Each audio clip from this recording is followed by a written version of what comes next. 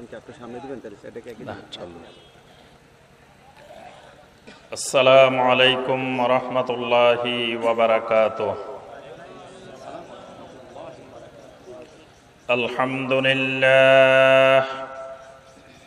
আলহামদুলিল্লাহ নাহমাদুহু ওয়া নাস্তাঈনুহু ওয়া নাস্তাগফিরুহু ওয়া নাউযু বিল্লাহি মিন শুরুরি আনফুসিনা ومن سيئات أعمالنا من يهده الله فلا مضل له ومن يضلل فلا هادي له وأشهد أن لا إله إلا الله وحده لا شريك له وأشهد أن محمدًا عبده ورسوله أما بعد فقال الله تبارك وتعالى في كلامه المجيد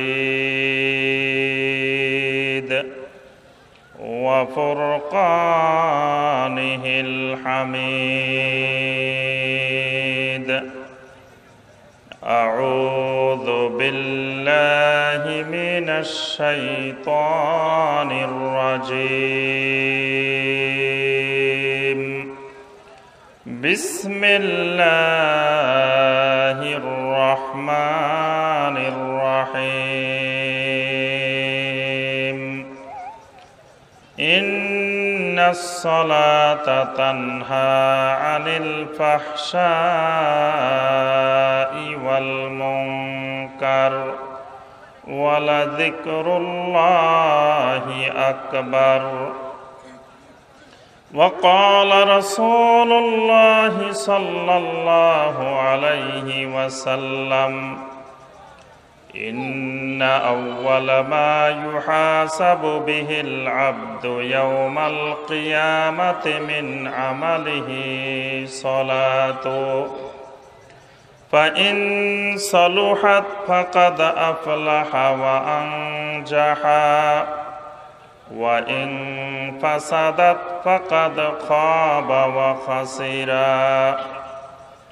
اللهم صل على محمد وعلى آل محمد كما صليت على إبراهيم وعلى آل إبراهيم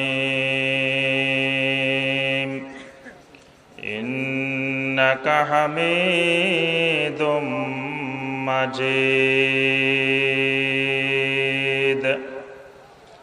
اللهم بارك على محمد وعلى آل محمد كما باركت على إبراهيم وعلى آل إبراهيم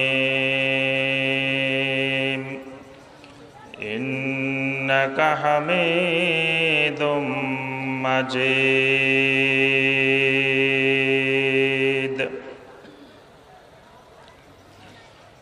মুন্সিগঞ্জ জেলার শ্রীনগর উপজেলার জাহানাবাদ গ্রামে বিক্রমপুর যুব সমাজের উদ্যোগে কোরআন ও সহিহ হাদিসের মাহফিলে উপস্থিত সম্মানিত ওলামায়ে কেরাম, উপস্থিত অত্র এলাকার সম্মানিত মুরব্বিয়ানে কেরাম, আমার যুবক, কিশোর, শিশু ভাই ও বোনেরা এবং পর্দার আড়ালের মা এবং বোনেরা, আল্লাহ সুবহানাহু ওয়া তাআলার দরবারে কোটি কোটি শুকরিয়া যে আল্লাহ রব্বুল আলামিন আমাদেরকে একটি সুন্দরতম কোরআন সুন্নাহর মাহফিলে কিছুক্ষণ সময় বসে আল্লাহ সুবহানাহু ওয়া তাআলার দ্বীন সম্পর্কে কিছু কথাবার্তা বলার এবং শোনার তৌফিক দিয়েছেন। এই জন্য আল্লাহ সুবহানাহু ওয়া তাআলার শুকর আদায় করি। সকলে বলি আলহামদুলিল্লাহ। আলহামদুলিল্লাহ। আলহামদুলিল্লাহর আওয়াজ শুনে বোঝা যাচ্ছে এই অঞ্চলের ভাইদের এখনো আল্লাহর জিকির, ইমানি জজবা অনেক মজবুত। আবার একটু বলি আলহামদুলিল্লাহ। মাশাআল্লাহ। আল্লাহ সুবহানাহু ওয়া তাআলার জিকির, জিক্রুল্লাহ, আল্লাহর জিকির একটি গুরুত্বপূর্ণ ইবাদত। আল্লাহ সুবহানাহু ওয়া তাআলা কোরআনে কারিমে মুমিনদেরকে লক্ষ্য করে যেভাবে সালাত আদায়ের নির্দেশ দান করেছেন, যেভাবে যাকাত আদায়ের নির্দেশ দান করেছেন, ঠিক একইভাবে আল্লাহ রাব্বুল আলামিন মুমিনদেরকে জিকিরেরও নির্দেশ প্রদান করেছেন।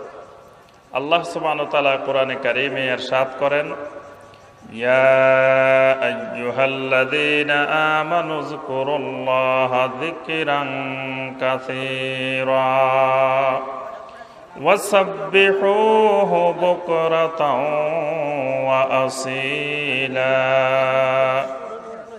রব্বুল আলামিন সকল মুমিনদেরকে ডেকে বলেন, ইয়া আইয়ুহাল্লাযীনা আমানু, হে ঈমানদারগণ, উযকুরুল্লাহা যিকরান কাসীরা, বেশি বেশি করে আমি আল্লাহ সুবহানাহু ওয়া তাআলার জিকির করো। ওয়াসাব্বিহুহু বুকরাতাও ওয়া আসীলা, সকাল বেলা সন্ধ্যা বেলা সার্বক্ষণিক আমি আল্লাহর বেশি বেশি তাসবিহ আদায় করো। সুবহানাল্লাহ।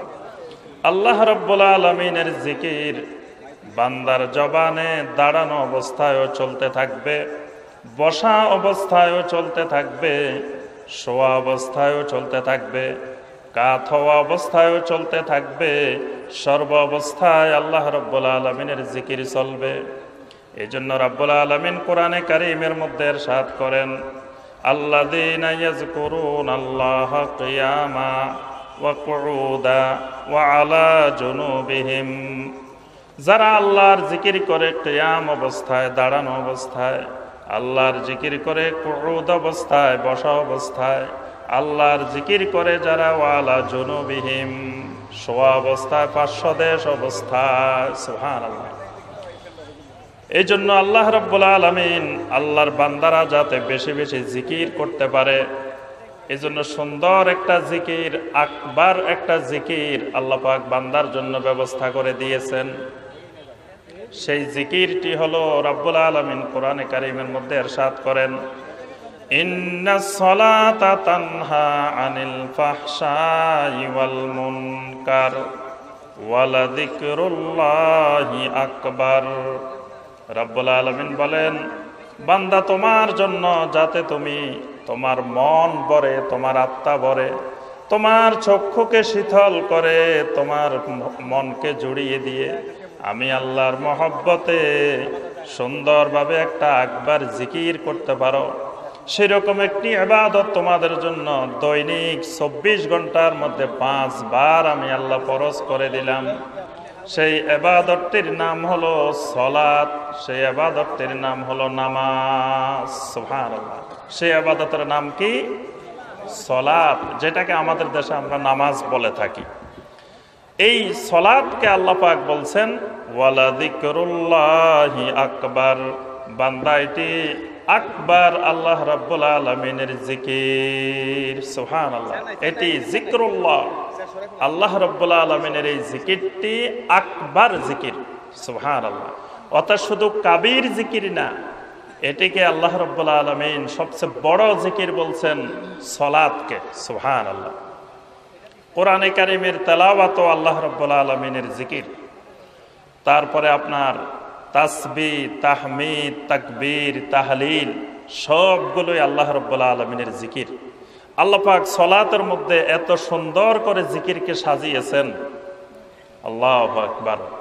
দেখেন, দাঁড়ানো অবস্থায়, কিয়াম অবস্থায় আমরা তাকবীর শুরু করে আল্লাহু আকবার, আল্লাহু আকবার।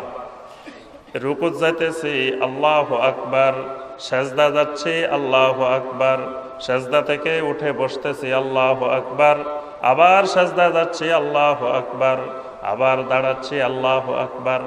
এইভাবে সালাতের শুরু থেকে শেষ পর্যন্ত এক স্টেশন থেকে আরেক স্টেশনে যখন রূপান্তর হচ্ছি, বারবার শুধু বলতেছি আল্লাহু আকবার, আল্লাহু আকবার, আল্লাহু আকবার। সুবহানাল্লাহ, আল্লাহর জিকির। এই বান্দা শুধু আল্লাহর জিকির করবে, আল্লাহু আকবার, আল্লাহু আকবার, আল্লাহু আকবার বলবে।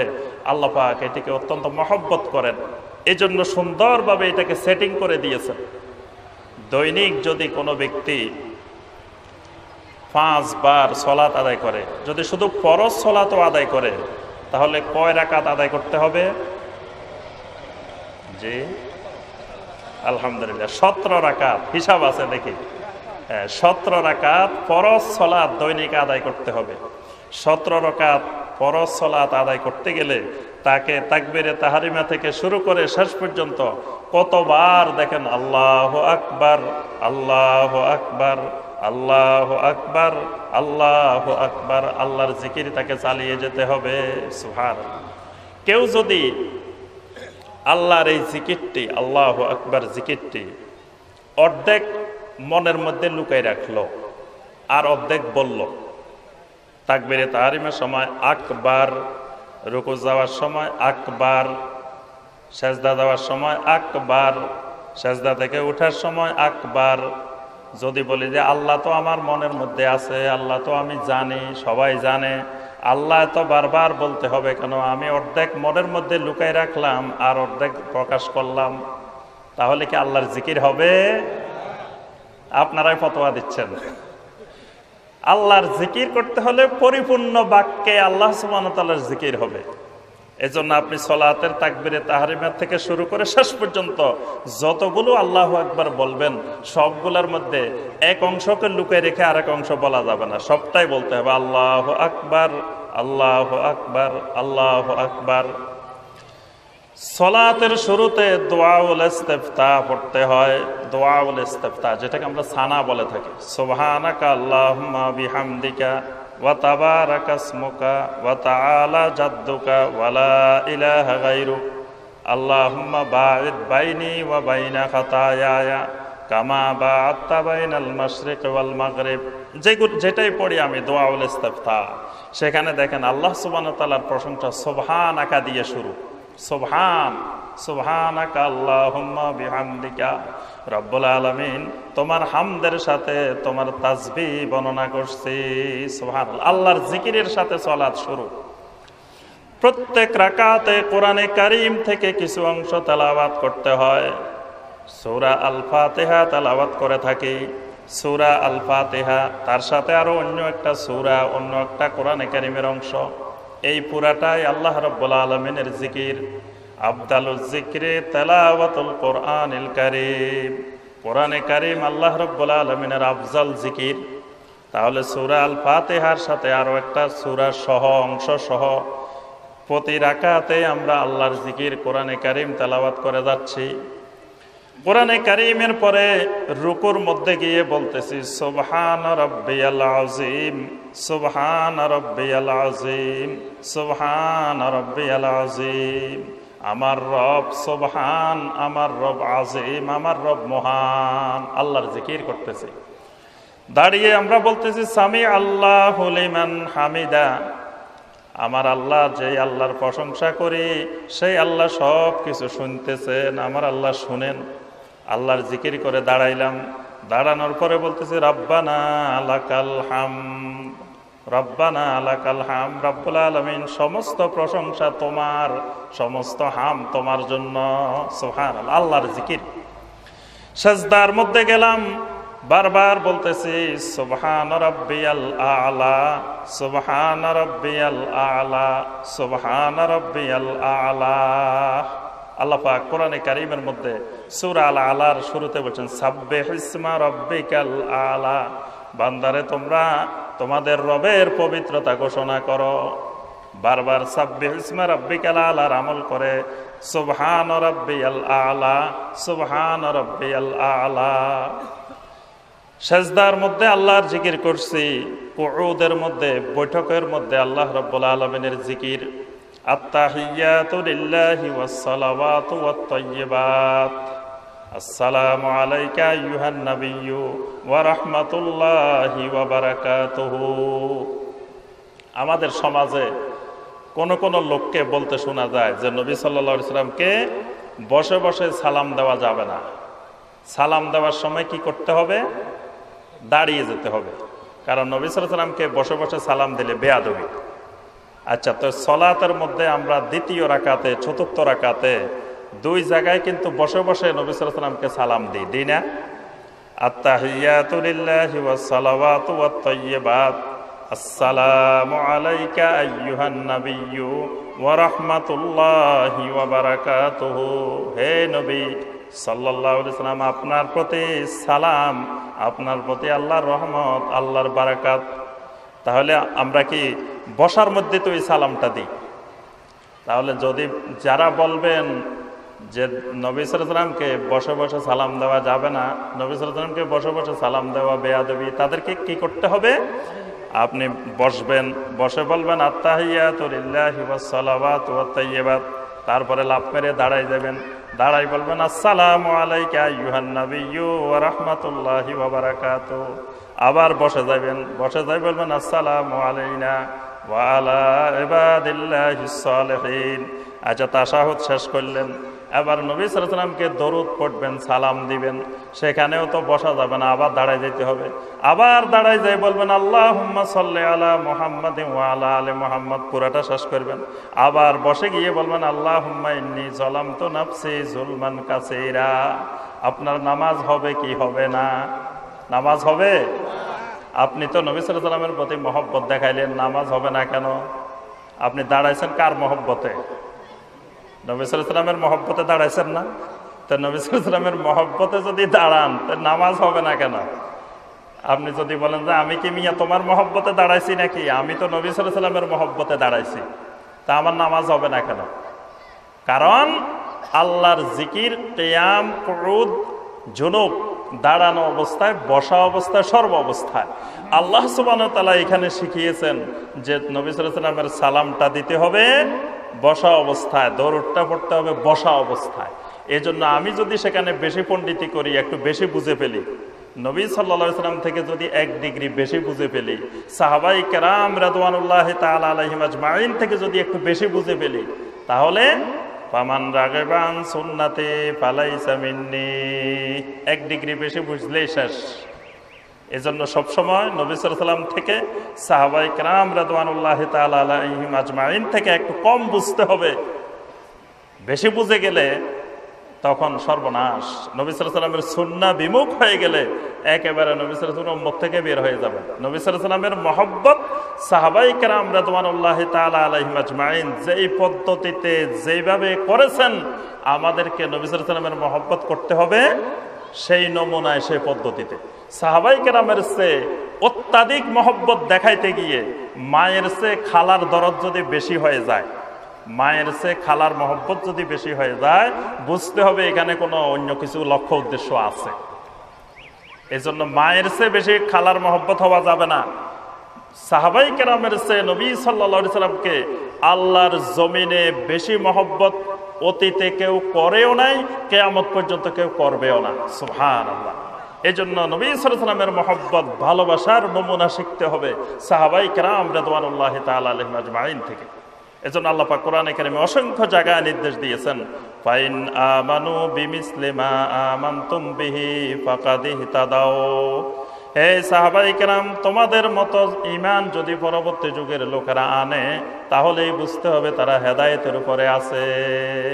সাহাবীদের ঈমানের মতো ঈমান। ওয়া ইযা কিলা লাহুম আমিনু কামা আমানান নাস ক্বালু আনুমিনু কামা আমানাস সুফাহা। আল্লাহ পাক বলেন, যখন তাদেরকে বলা হয় ঈমান আনো যেভাবে অন্য মানুষেরা ঈমান আনছে, অন্য মানুষ এগুলা কারা? সাহাবায়ে কেরাম রাদওয়ানুল্লাহি তাআলা আলাইহিম আজমাইন। ঈমান আনতে হবে তাদের ঈমানের মতো। আল্লাহ পাক সূরা আন-নিসার 115 নম্বর আয়াত আল্লাহ পাক ইরশাদ করেন, ওয়া মান ইউশাকিকির রাসূলা মিন বাদি মা তাবায়্যানা লাহুল হুদা ওয়া ইয়াত্তাবি গায়রা সাবিলিল মুমিনিন নুওয়াল্লিহি মা তাওয়াল্লা ওয়া নুসলিহি জাহান্নাম ওয়া সাআত মাসীরা। রব্বুল আলামিন বলেন, নবী সাল্লাল্লাহু আলাইহি ওয়াসাল্লামের সুন্নাত স্পষ্ট হয়ে যাওয়ার পরেও যদি কারো মনে দ্বিধা সংকোচ থাকে, কেউ যদি সেটা মানতে আপত্তি জানায় এবং মুমিনদের রাস্তা, মুমিনদের তরিকা বাদ দিয়ে যদি অন্য তরিকার অনুসরণ করে ইত্তেবা করে, এখানে মুমিনদের তরিকা বলতে সাহাবায়ে কেরাম রাদিয়াল্লাহু তাআলা আলাইহিমের তরিকা, এই তরিকা বাদ দিয়ে যদি অন্য তরিকার অনুসরণ করে, নুসলিহি জাহান্নাম, আল্লাহ পাক বলেন তাদের পরিণতি হবে জাহান্নাম। আমার সম্মানিত ভাই ও বোনেরা, সালাতকে আল্লাহ রাব্বুল আলামিন প্রথম থেকে শেষ পর্যন্ত এত সুন্দর করে আল্লাহ রাব্বুল আলামিনের জিকির দিয়ে আল্লাহ পাক সাজিয়েছেন। আল্লাহর একজন বান্দাকে আল্লাহ পাক যেই উদ্দেশ্যে সৃষ্টি করেছেন, সেই উদ্দেশ্যের পরিপূর্ণ বাস্তবায়ন আল্লাহ পাক এই সালাতের মধ্যে রেখে দিয়েছেন। সুবহানাল্লাহ। আল্লাহ পাক আমাদেরকে কেন সৃষ্টি করেছেন? কি বলেন, কেন সৃষ্টি করেছেন? ওয়ামা খালাকতুল জিন্না ওয়াল ইনসা ইল্লা লিয়াবুদুন, আমি জিন আর মানুষকে সৃষ্টি করেছি আমি আল্লাহর একমাত্র আমার ইবাদতের জন্য। সুবহানাল্লাহ। আমরা ঝগড়া করার জন্য আল্লাহ পাক আমাদেরকে সৃষ্টি করছেন? কিসের জন্য সৃষ্টি করছেন? আল্লাহ সুবহানাহু ওয়া তাআলার ইবাদতের জন্য। এটাই আল্লাহ সুবহানাহু ওয়া তাআলার একমাত্র উদ্দেশ্য। সেই ইবাদত বান্দা কিভাবে করবে? আল্লাহ রাব্বুল আলামিন আল্লাহর জিকির দিয়ে ভরপুর করে বান্দার জন্য এই ইবাদতটা আল্লাহ পাক নির্দিষ্ট করে দিলেন। এরপরে কোরআনে কারীমের মধ্যে আল্লাহ রাব্বুল আলামিন বার শুধু নির্দেশ দিচ্ছেন, ওয়া আকিমুস সালাতা ওয়া আতুজ যাকাত, আকিমিস সালাতা লিদুলুকিশ শামসি ইলা গাসাকিল লাইলি ওয়া কুরআনাল ফাজর ইন্না কুরআনাল ফাজরি কানা মাশহুদা ওয়াস্তাঈনু বিস সাবরি ওয়াস সালাহ ওয়া ইন্নাহা লাকাবীরাতুন ইল্লা আলাল খাশিঈন। কোরআনে কারীমের এক পাতা উল্টাইলেই সালাত, কিছু দূর গেলেই সালাত, কিছু দূর গেলেই সালাত। বারবার রব্বুল আলামিন মনে করায় দিচ্ছেন, বান্দারে তোমাকে যে উদ্দেশ্যে আমি সৃষ্টি করেছি সেই উদ্দেশ্যের এক নম্বর বাস্তবায়ন করতে গেলেই তোমাকে সালাত লাগবে, সালাত লাগবে। এই জন্য আল্লাহ পাক বারবার শুধু সালাত কায়েম করো, সালাত কায়েম করো, আল্লাহ পাক এই কথাটাই বলতেছেন। সালাত কায়েম করার অর্থ কি? ইন্নাহা তাওকিয়াতু হুদুদিহা, সালাতের জন্য আল্লাহ পাক একটা সময় নির্ধারণ করে দিয়েছেন, একটা সময়সূচি দিয়েছেন। এই সময়ের ভিতরে সালাত আদায় করতে হবে। ওয়া ইদামাতুহা, এই সালাতকে কন্টিনিউ নিয়মিত সালাত চালিয়ে যেতে হবে। রমজান মাস আসলে আমাদের দেশে প্রথম কয়েকদিন দেখবেন যে মসজিদে জায়গা হয় না। প্রথম জুমার দিন মসজিদে জায়গা পাওয়া যায় না রমজানের প্রথম দিকে। তারপরে প্রথম কয়েক তারাবি, 5 ওয়াক্ত সালাত, দেখবেন যে মসজিদে জায়গা নাই, মসজিদ ভরপুর হয়ে গেছে। আসল মুসল্লি যারা সারা বছর নিয়মিত সালাত আদায় করেন তারা সেই সময় জায়গা পায় না। চৈত্র মাসের কই মাছের মতো, চৈত্র মাসে কই মাছ যখন জোরে দেখবেন যে মেঘ ডাক দেওয়া শুরু করে, তখন কই মাছ একবারে পাহাড়ের উপরে, পুকুরের পাড় দিয়ে উপরের দিকে ওঠা শুরু করে। এই রমাদান মাস আসলে আলহামদুলিল্লাহ এটা ভালো লক্ষণ। কিছু ভাই এরকম মসজিদ ভরপুর হয়ে যায়, মসজিদে আসা শুরু করে। কিন্তু 2 দিন গেল, 3 দিন গেল, 4 দিন গেল, 5 দিন গেল, সর্বোচ্চ 6 দিন 7 দিন, এরপরে আর ওই ভাইদেরকে 27 তারিখের আগে আর খুঁজে পাওয়া যায় না। তাহলে এই ভাইয়েরা 6 দিন 7 দিন পরে কই গেল? 6 দিন 7 দিন পরে তারা এটাকে কন্টিনিউ করতে পারে নাই, সবর ধারণ করতে পারে নাই। এই সবর যদি ধারণ করা না যায়, ইদামত করা না যায়, সর্বদা নিয়মিত যদি আদায় করা না যায়, তো সেটা সালাত কায়েম হবে না। আল্লাহ পাক কোরআনে কারিমে বারবার বলছেন সালাত কায়েম করো। ওয়াল মুহাফাজাতু আলাইহা, সালাত কায়েম হলো সালাতের হেফাজত করতে হবে, সালাতের সংরক্ষণ করতে হবে। ওয়া আদাউহা বিআরকানিহা ওয়া হাইআতিহা ওয়া সুনানিহা, সালাতের সকল আরকান, আহকাম, ফরজ, ওয়াজিব, সুন্নত, মুস্তাহাব সবগুলো রক্ষা করে সালাত আদায় করতে হবে। এবং সলাতের অতিরিক্ত ওয়ালাইকসার মিনান নওয়াফিল, ফরজের বাহিরেও বেশি বেশি করে নফল সলাত আদায় করতে হবে। ওয়া মুলাজামাতুহা ফিল জামা, জামাতকে বাধ্যতামূলক করে দিতে হবে, জামাতের সাথে সলাত আদায় করতে হবে। এই সবগুলো যদি থাকে একসাথে, ওই সলাতের নাম হলো ইকামতে সলাত। সুবহানাল্লাহ। আল্লাহ পাক বারবার নির্দেশ দিচ্ছেন, বান্দা সলাত কায়েম করো, সলাত কায়েম করো। কিয়ামতের ময়দানে আল্লাহ পাক সর্বপ্রথম যে আমলটির হিসাব নেবেন সেটি কি? সলাত। আল্লাহ রাসূল সাল্লাল্লাহু আলাইহি ওয়াসাল্লাম ইরশাদ করেন, ইন্না আউওয়ালা মা ইউহাসাবু বিহিল আবদু ইয়াউমাল কিয়ামাতি মিন আমালিহি সলাতুহু। কিয়ামতের ময়দানে সর্বপ্রথম বান্দা তোমার থেকে যে হিসাবটা নেওয়া হবে সেই হিসাবটা হলো সলাতের হিসাব, নামাজের হিসাব। ফাইন সলুহাত ফাকাদ আফলাহা ওয়া আনজাহা, যদি তোমার সলাত ঠিক হয়ে যায়, সলাত যদি একেবারে তোমার 100% ঠিক, তাহলে ফাকাদ আফলাহা ওয়া আনজাহা, তুমি কিয়ামতের ময়দানে পাস করে গেলা, ফার্স্ট ক্লাস পেয়ে গেলা। ওয়া ইন ফাসাদাত ফাকাদ খাবা ওয়া খাসিরা, যদি তোমার সলাতে গন্ডগোল হয়ে যায়, তোমার সব কিছু বরবাদ হয়ে গেল, সব কিছু তোমার ধ্বংস হয়ে গেল। কিয়ামতের ময়দানে তোমার আর কোনো আশা ভরসা নাই, সব শেষ, যদি তোমার সলাতের হিসাবে গন্ডগোল হয়ে যায়। এই জন্য আমার সম্মানিত যুবক ভাইয়েরা, আল্লাহ পাক যুবকদেরকে অনেক সম্মান দিয়েছেন। যুবকদের জন্য আল্লাহ পাক কিয়ামতের ময়দানে আল্লাহ পাকের ব্যবস্থাধীন যে ছায়া, যেদিন আল্লাহর ছায়া ছাড়া, আল্লাহর ব্যবস্থাধীন ছায়া ব্যতীত কোনো ছায়া নাই, সেদিন শুধু যুবকদের জন্য 7 শ্রেণীর লোকের মধ্যে 1 শ্রেণীর লোক হলো শুধু যুবক। ওয়াশাবুন নাশা ফি ইবাদাতিল্লাহি তাআলা, যেই যুবকরা তাদের যৌবনকালকে আল্লাহর ইবাদতের মধ্যে অতিবাহিত করবেন, আল্লাহ সুবহানাহু ওয়া তাআলা ওই যুবক ভাইদেরকে কিয়ামতের ময়দানে, যেই দিন আল্লাহ সুবহানাহু ওয়া তাআলার ব্যবস্থাধীন ছায়া ছাড়া আর কোনো ছায়া নাই, আল্লাহ পাক ওই যুবকদের জন্য ছায়ার ব্যবস্থা করে দিবেন। সুবহানাল্লাহ। এজন্য আমার যুবক ভাইয়েরা, আমার মা বোনেরা, আমি আজকের এই মাহফিল থেকে অনুরোধ করব, কিয়ামতের ময়দানে যে জিনিসটির সর্বপ্রথম হিসাব দিতে হবে সলাত, আমি আপনি যেন দৈনিক 5 বার সলাত থেকে একবারও যেন গাফিল না হয়। আল্লাহ রাব্বুল আলামিনের দিদার পেতে হলে, আল্লাহ রাব্বুল আলামিনের সাক্ষাৎ পেতে হলে, রুয়ায়াতুল্লাহ সুবহানাহু ওয়া তাআলা পেতে হলে নামাজ লাগবে। নামাজ ছাড়া আল্লাহ রাব্বুল আলামিনকে দেখা সম্ভব না। আল্লাহ রাসূল সাল্লাল্লাহু আলাইহি ওয়াসাল্লাম একদিন পূর্ণিমার রাতে চাঁদের দিকে লক্ষ্য করে সাহাবায়ে কেরামদেরকে বললেন, ইন্নাকুম সাতারাউনা রাব্বাকুম কামা তারাউনা হাযাল কামার। ও আমার সাহাবীরা, এই পূর্ণিমার চাঁদকে যেভাবে দেখতেছ, অচিরেই তোমরা তোমাদের রব্বুল আলামিনকেও সেভাবে দেখতে পাবে। সুবহানাল্লাহ। তোমরা তোমাদের রবকেও সেভাবে দেখবে। তখন সাহাবায়ে কেরামের মনে, সবার মনে বাসনা জাগলো, হায়রে কোন আমল করলে আল্লাহরে দেখা যাবে, কোন আমল করলে আমার মাওলারে দেখতে পাবো। সারাটা জীবন যে মাওলার জন্য লক্ষ লক্ষ বার সেজদা করলাম, সেই মাওলারে একবার নিজের চোখে দেখলাম না।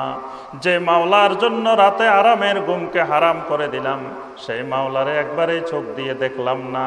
যে মাওলার কাছে সাহায্য চাইতে চাইতে চোখের পানি ফেলতে ফেলতে কতবার কান্নাকাটি করেছি, কিন্তু সেই মাওলারে একবার দেখলাম না। আরে সেই মাওলারে কিভাবে দেখতে পারি? সেই আল্লাহ কোথায় আছে, তাকে কিভাবে আমি দেখব? আল্লাহ রাসূল সাল্লাল্লাহু আলাইহি ওয়াসাল্লাম সাহাবায়ে কেরামদেরকে ওই আমলটিও সাথে সাথে বলে দিলেন। নবী সাল্লাল্লাহু আলাইহি ওয়াসাল্লাম বললেন, ফাইনিস্তাতাতুম আল্লাহ তুগলাবু আলা সালাতিন ক্বাবলা তুলুইশ শামসি ওয়া ক্বাবলা গুরুবিহা ফাফআলু। আমার উম্মতরা, আমি রাসূল তোমাদেরকে নির্দেশনা দিয়ে যাচ্ছি, যদি তোমার পক্ষে সম্ভব হয়, সূর্য ডুবার আগে আর সূর্য ওঠার আগে, এই 2টা নামাজের আগে দুনিয়াবি কোনো কাজকে তুমি অগ্রাধিকার দিও না। আল্লাহু আকবার। অর্থাৎ ফজরের নামাজের আগে আর সূর্য ডুবার আগে কোন নামাজ? আসরের নামাজ, সালাতুল আসর আর সালাতুল ফজর। এই 2 সালাতের সময় দুনিয়ার যত তোমার কাজ আসুক, কোনো কাজকে তুমি অগ্রাধিকার দিবা না। আগে তোমার সালাত, তারপরে তোমার দুনিয়াবি অন্য কাজ। সালাতুল ফজরের সময়টা এমন একটা সময়, যে সময়ের মধ্যে আপনার ঘুমটা খুব গভীর হয়। সারা রাত যদি কারো ঘুম না আসে, তারে ঘুমের ওষুধ খাওয়াইও যদি ঘুম দেওয়ানো না যায়, ফজরের সময় হলে কোনো ওষুধ, বড়ি, ট্যাবলেট কিছুই লাগবে না। ফজরের সময় হওয়ার আগ দিয়ে যদি ঘুম দেয়াইতে পারেন, অতি সহজে ওষুধবিহীনভাবে সুন্দরভাবে আরামে তার ঘুম হয়ে যাবে। আল্লাহ রাসূল সাল্লাল্লাহু আলাইহি ওয়াসাল্লাম বলেন, বান্দা যখন রাত্রে মুমিন বান্দা ঘুমায়, ইয়াকিদু শাইতানু আলা রাসিহি সালাসা উকাদিন, শয়তান তখন তার মাথার পাশ দিয়ে এসে তার মধ্যে 3টা গিরা দেয়। ঘুমানোর সাথে সাথে শয়তান এসে 3টা গিরা দিয়ে বসে থাকে। ওই গিরার মধ্যে শয়তান ফু দিতে থাকে আর বলতে থাকে, আলাইকা লাইলুন তাবিলুন ফারকুদ, আলাইকা লাইলুন তাবিলুন ফারকুদ, রাত এখনো অনেক লম্বা, রাত এখনো অনেক লম্বা, তুমি আরামে ঘুমাই থাকো, আর একটু পরে তুমি উঠতে পারবা।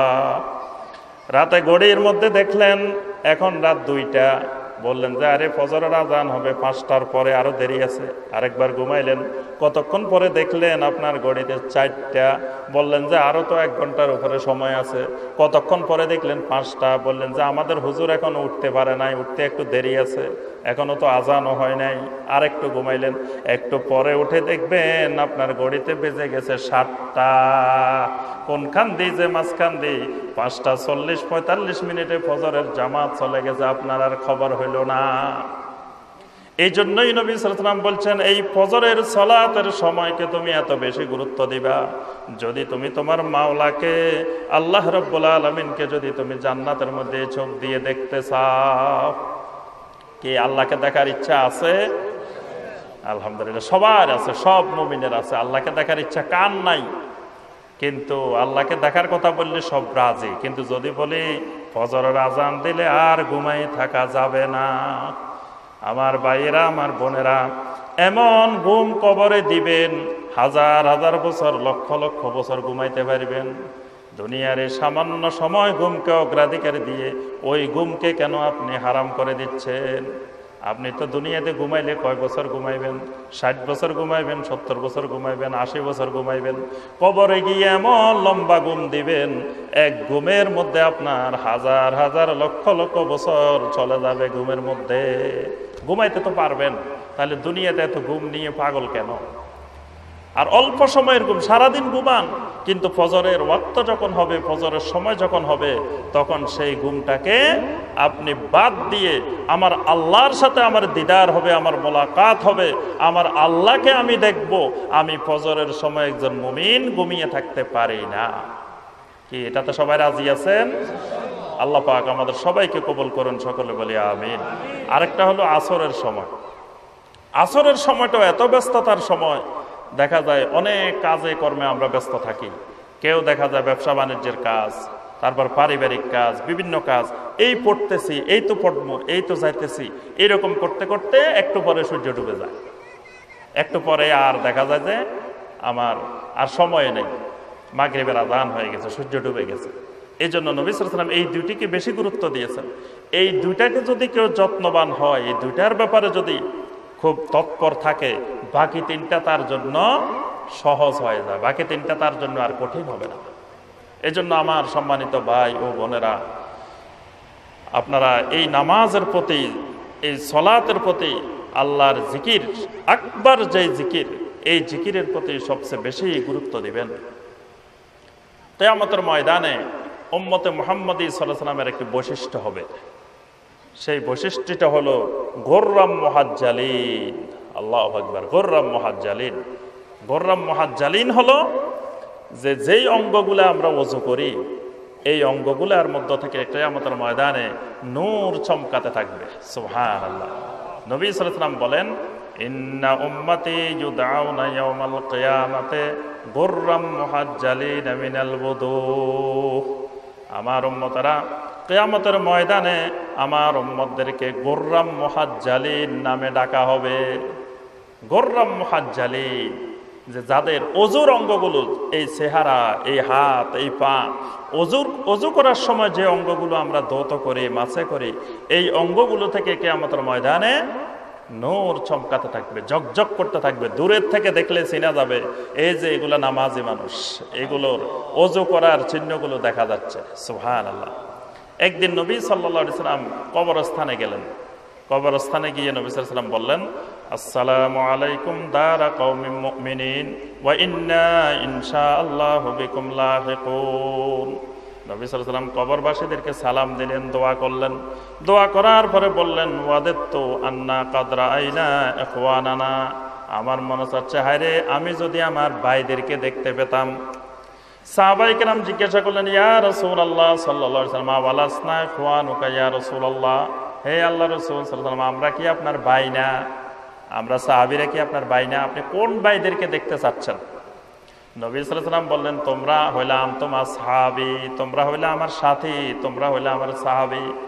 আমার ভাই হলো যারা এখনো পৃথিবীতে আসে নাই, যারা আমি রাসূলকে চোখে দেখবে না, আমি রাসূলের সুন্নাহকে যারা মেনে নিবে, আমি রাসূলের প্রতি নাজিলকৃত কোরআনকে মেনে নিবে, দ্বীনকে মেনে নিবে, কিন্তু আমি রাসূলকে সরাসরি স্বচক্ষে দেখবে না, এই মানুষগুলা হলো আমার ভাই। তখন নবী সাল্লাল্লাহু আলাইহি ওয়াসাল্লামকে সাহাবায়ে কিরাম জিজ্ঞাসা করলেন, ইয়া রাসূলুল্লাহ সাল্লাল্লাহু আলাইহি ওয়াসাল্লাম ওই মানুষগুলাকে তো আপনি দেখবেন না, কিন্তু কিয়ামতের ময়দানে ওই মানুষগুলা যে আপনার উম্মত এটা আপনি চিনবেন কিভাবে?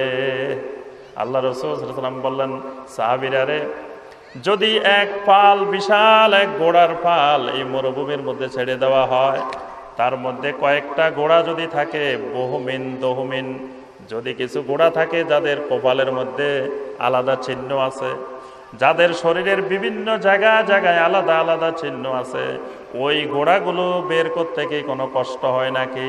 সাহাবায়ে কেরাম বললেন, না ইয়া রাসূলুল্লাহ এটা কষ্ট হবে কেন? নবী সাল্লাল্লাহু আলাইহি ওয়াসাল্লাম বললেন, আমার উম্মতেরা কিয়ামতের ময়দানে ওই ওযুর কারণে গুররাম মুহাজ্জালিন নিয়ে শুভ্র হাত, শুভ্র চেহারা, শুভ্র পা, শুভ্র মাথা নিয়ে উঠবে। সুবহানাল্লাহ। তাহলে কিয়ামতের ময়দানে ওই নূর পেতে হলে কি লাগবে? সালাত লাগবে। কবর কি আলোকিত নাকি অন্ধকার? কবর, এই জীবনে যারা মুরব্বী আছেন কতজনকে অন্ধকার কবরে রেখেছেন। কেউ কারো মাকে রেখেছেন, কেউ বাবাকে রেখেছেন, কেউ দাদা রেখেছেন, দাদি রেখেছেন ওই অন্ধকার কবরে কত ফুট নিচের দিকে গভীরে। তার উপরে আবার আপনি বাঁশ দিলেন, বাঁশের উপরে কলা পাতা কত কিছু দিলেন, তার উপরে মন মন লক্ষ লক্ষ মন মাটি তার উপরে চাপিয়ে দিলেন। জুলুমাত আলা জুলুমাত, অন্ধকারের উপরে অন্ধকার। বঙ্গোপসাগরে গেছেন, কক্সবাজার কুয়াকাটা, একটা ঢেউ আসে একেবারে সাপের ফনার মতো জোরে, একেবারে আসমান জমিন। একবার আমি বঙ্গোপসাগরের পাড়ে গেলাম 10 নম্বর সতর্ক সংকেতের দিনে। যে সাগর কি করে 10 নম্বর সতর্ক সংকেত সারা জীবন শুনি, কোনোদিন সরাসরি দেখি নেই। তো আজকে একটু দেখে আসি যে 10 নম্বর সতর্ক সংকেতের দিনে যে সাগরে কি করে। তো তখন অন্ধকার হয়ে সাগর, বিশাল বিশাল ঢেউ একের পর এক আসতেছে, একটার উপর একটা। মনে হচ্ছে যে শিকল দিয়ে আল্লাহ রাব্বুল আলামিন কিছু নেকড়ে বাঘকে আল্লাহ পাক মনে হয় আটকিয়ে রেখেছেন। পিছন থেকে মনে হয় কেউ এই বাঘগুলাকে ধরে রেখেছে। বাঘগুলা বলতেছে লাভ মেরে এই বাংলাদেশের সব কিছুকে খেয়ে ফেলবো, গ্রাস করে ফেলবো। পিছন থেকে একজন বলতেছে, খবরদার, আমি শিকল দিয়ে বেঁধে রাখছি, লাভ দিতে পারবি না। যখন তোকে হুকুম দেওয়া হবে, কিয়ামতের যখন সিংহায় ফুৎকার হবে, তখন তুই লাভ মেরে খেয়ে ফেলবি।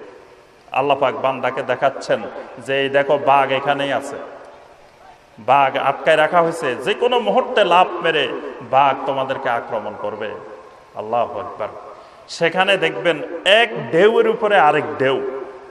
এই কবরে যখন আমরা রাখি, এক অন্ধকারের উপরে আরেক অন্ধকার। আল্লাহু আকবার।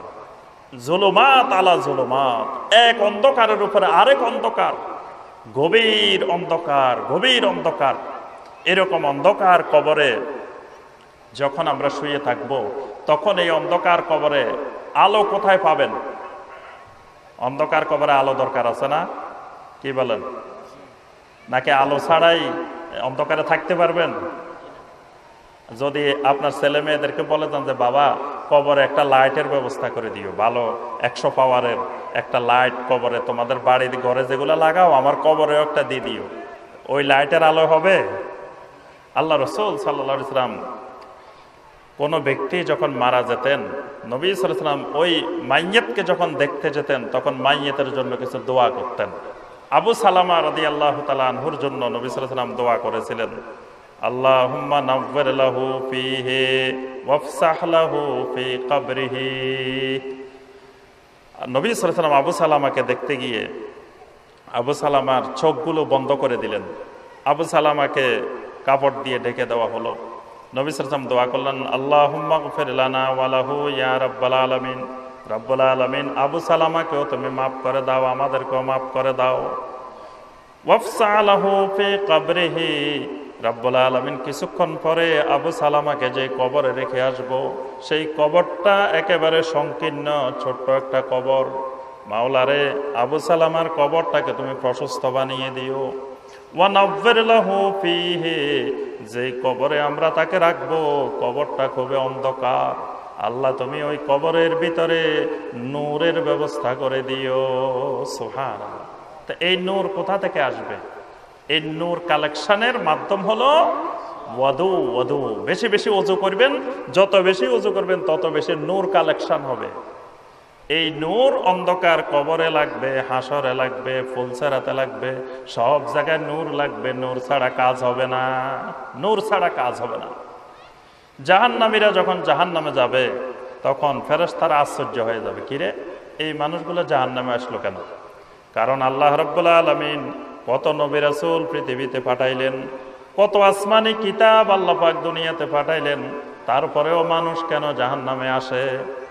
আল্লাহ তখন ফেরেশতারা গিয়ে জিজ্ঞাসা করবেন, মা সালাকাকুম ফি সাকার। কিরে মানুষ, তোমরা জাহান্নামে আসলা কেন? জাহান্নামে আসার কি কারণ?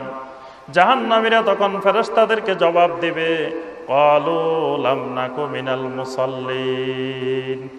ও ফেরেশতারা, আমরা তো দুনিয়াতে এসব নবী রাসূলও আমাদের কাছে ছিল, কিতাবও ছিল, সবই ছিল, কিন্তু লাম নাকু মিনাল মুসাল্লিন, আমরা তো নামাজি ছিলাম না, মুসল্লি ছিলাম না।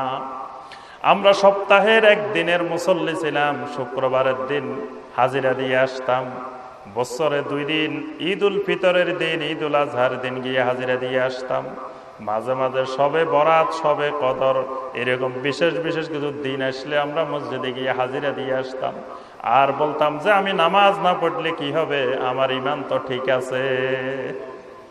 কি বলে না আমাদের দেশে? আপনাদের দেশে বলে, আরে ভাই আমি নামাজ না পড়লে কি হবে, আমার ইমান ঠিক আছে। নামাজ না পড়লে আবার ইমান ঠিক থাকে কেমন?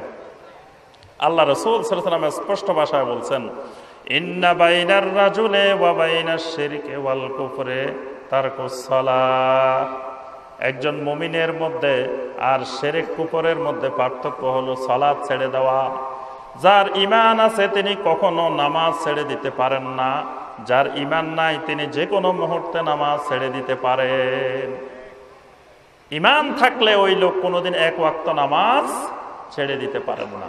সূরা আল বাকারা 213 নম্বর আয়াতে এজন্য আল্লাহ পাক ঈমানকে, সালাতকে ঈমান শব্দ দিয়ে বলছেন, ওয়ামা কানাল্লাহু লিয়ুদিয়া ঈমানাকুম। আল্লাহ পাক বলেন, আল্লাহ পাক তোমার ঈমানকে নষ্ট করতে চান না। এখানে ঈমান অর্থ হলো সালাত। সুবহানাল্লাহ। সাহাবায়ে কেরাম রাদিয়াল্লাহু তাআলা আলাইহিম আজমাইন কোন কাজকে কুফরি মনে করতেন না। একটি কাজকে কানা আসহাবু মুহাম্মাদিন সাল্লাল্লাহু আলাইহি ওয়াসাল্লাম লা ইয়ারাউনা শাইয়ান মিনাল আমাল তারকুহু কুফরুন গায়রাস সালাহ। তিরমিজির হাদিস, সহিহ সনদে এসেছে যে সাহাবায়ে কেরাম রাদিয়াল্লাহু তাআলা আলাইহিম আজমাইন সালাত ছেড়ে দেওয়া ছাড়া অন্য কোনো কাজকে কুফরি মনে করতেন না। সালাত ছেড়ে দেওয়াকে কুফরি মনে করতেন। আল্লাহু আকবার। আজকে আমাদের ভাইয়েরা বোনেরা অনর্গল নামাজ ছেড়ে দেয়।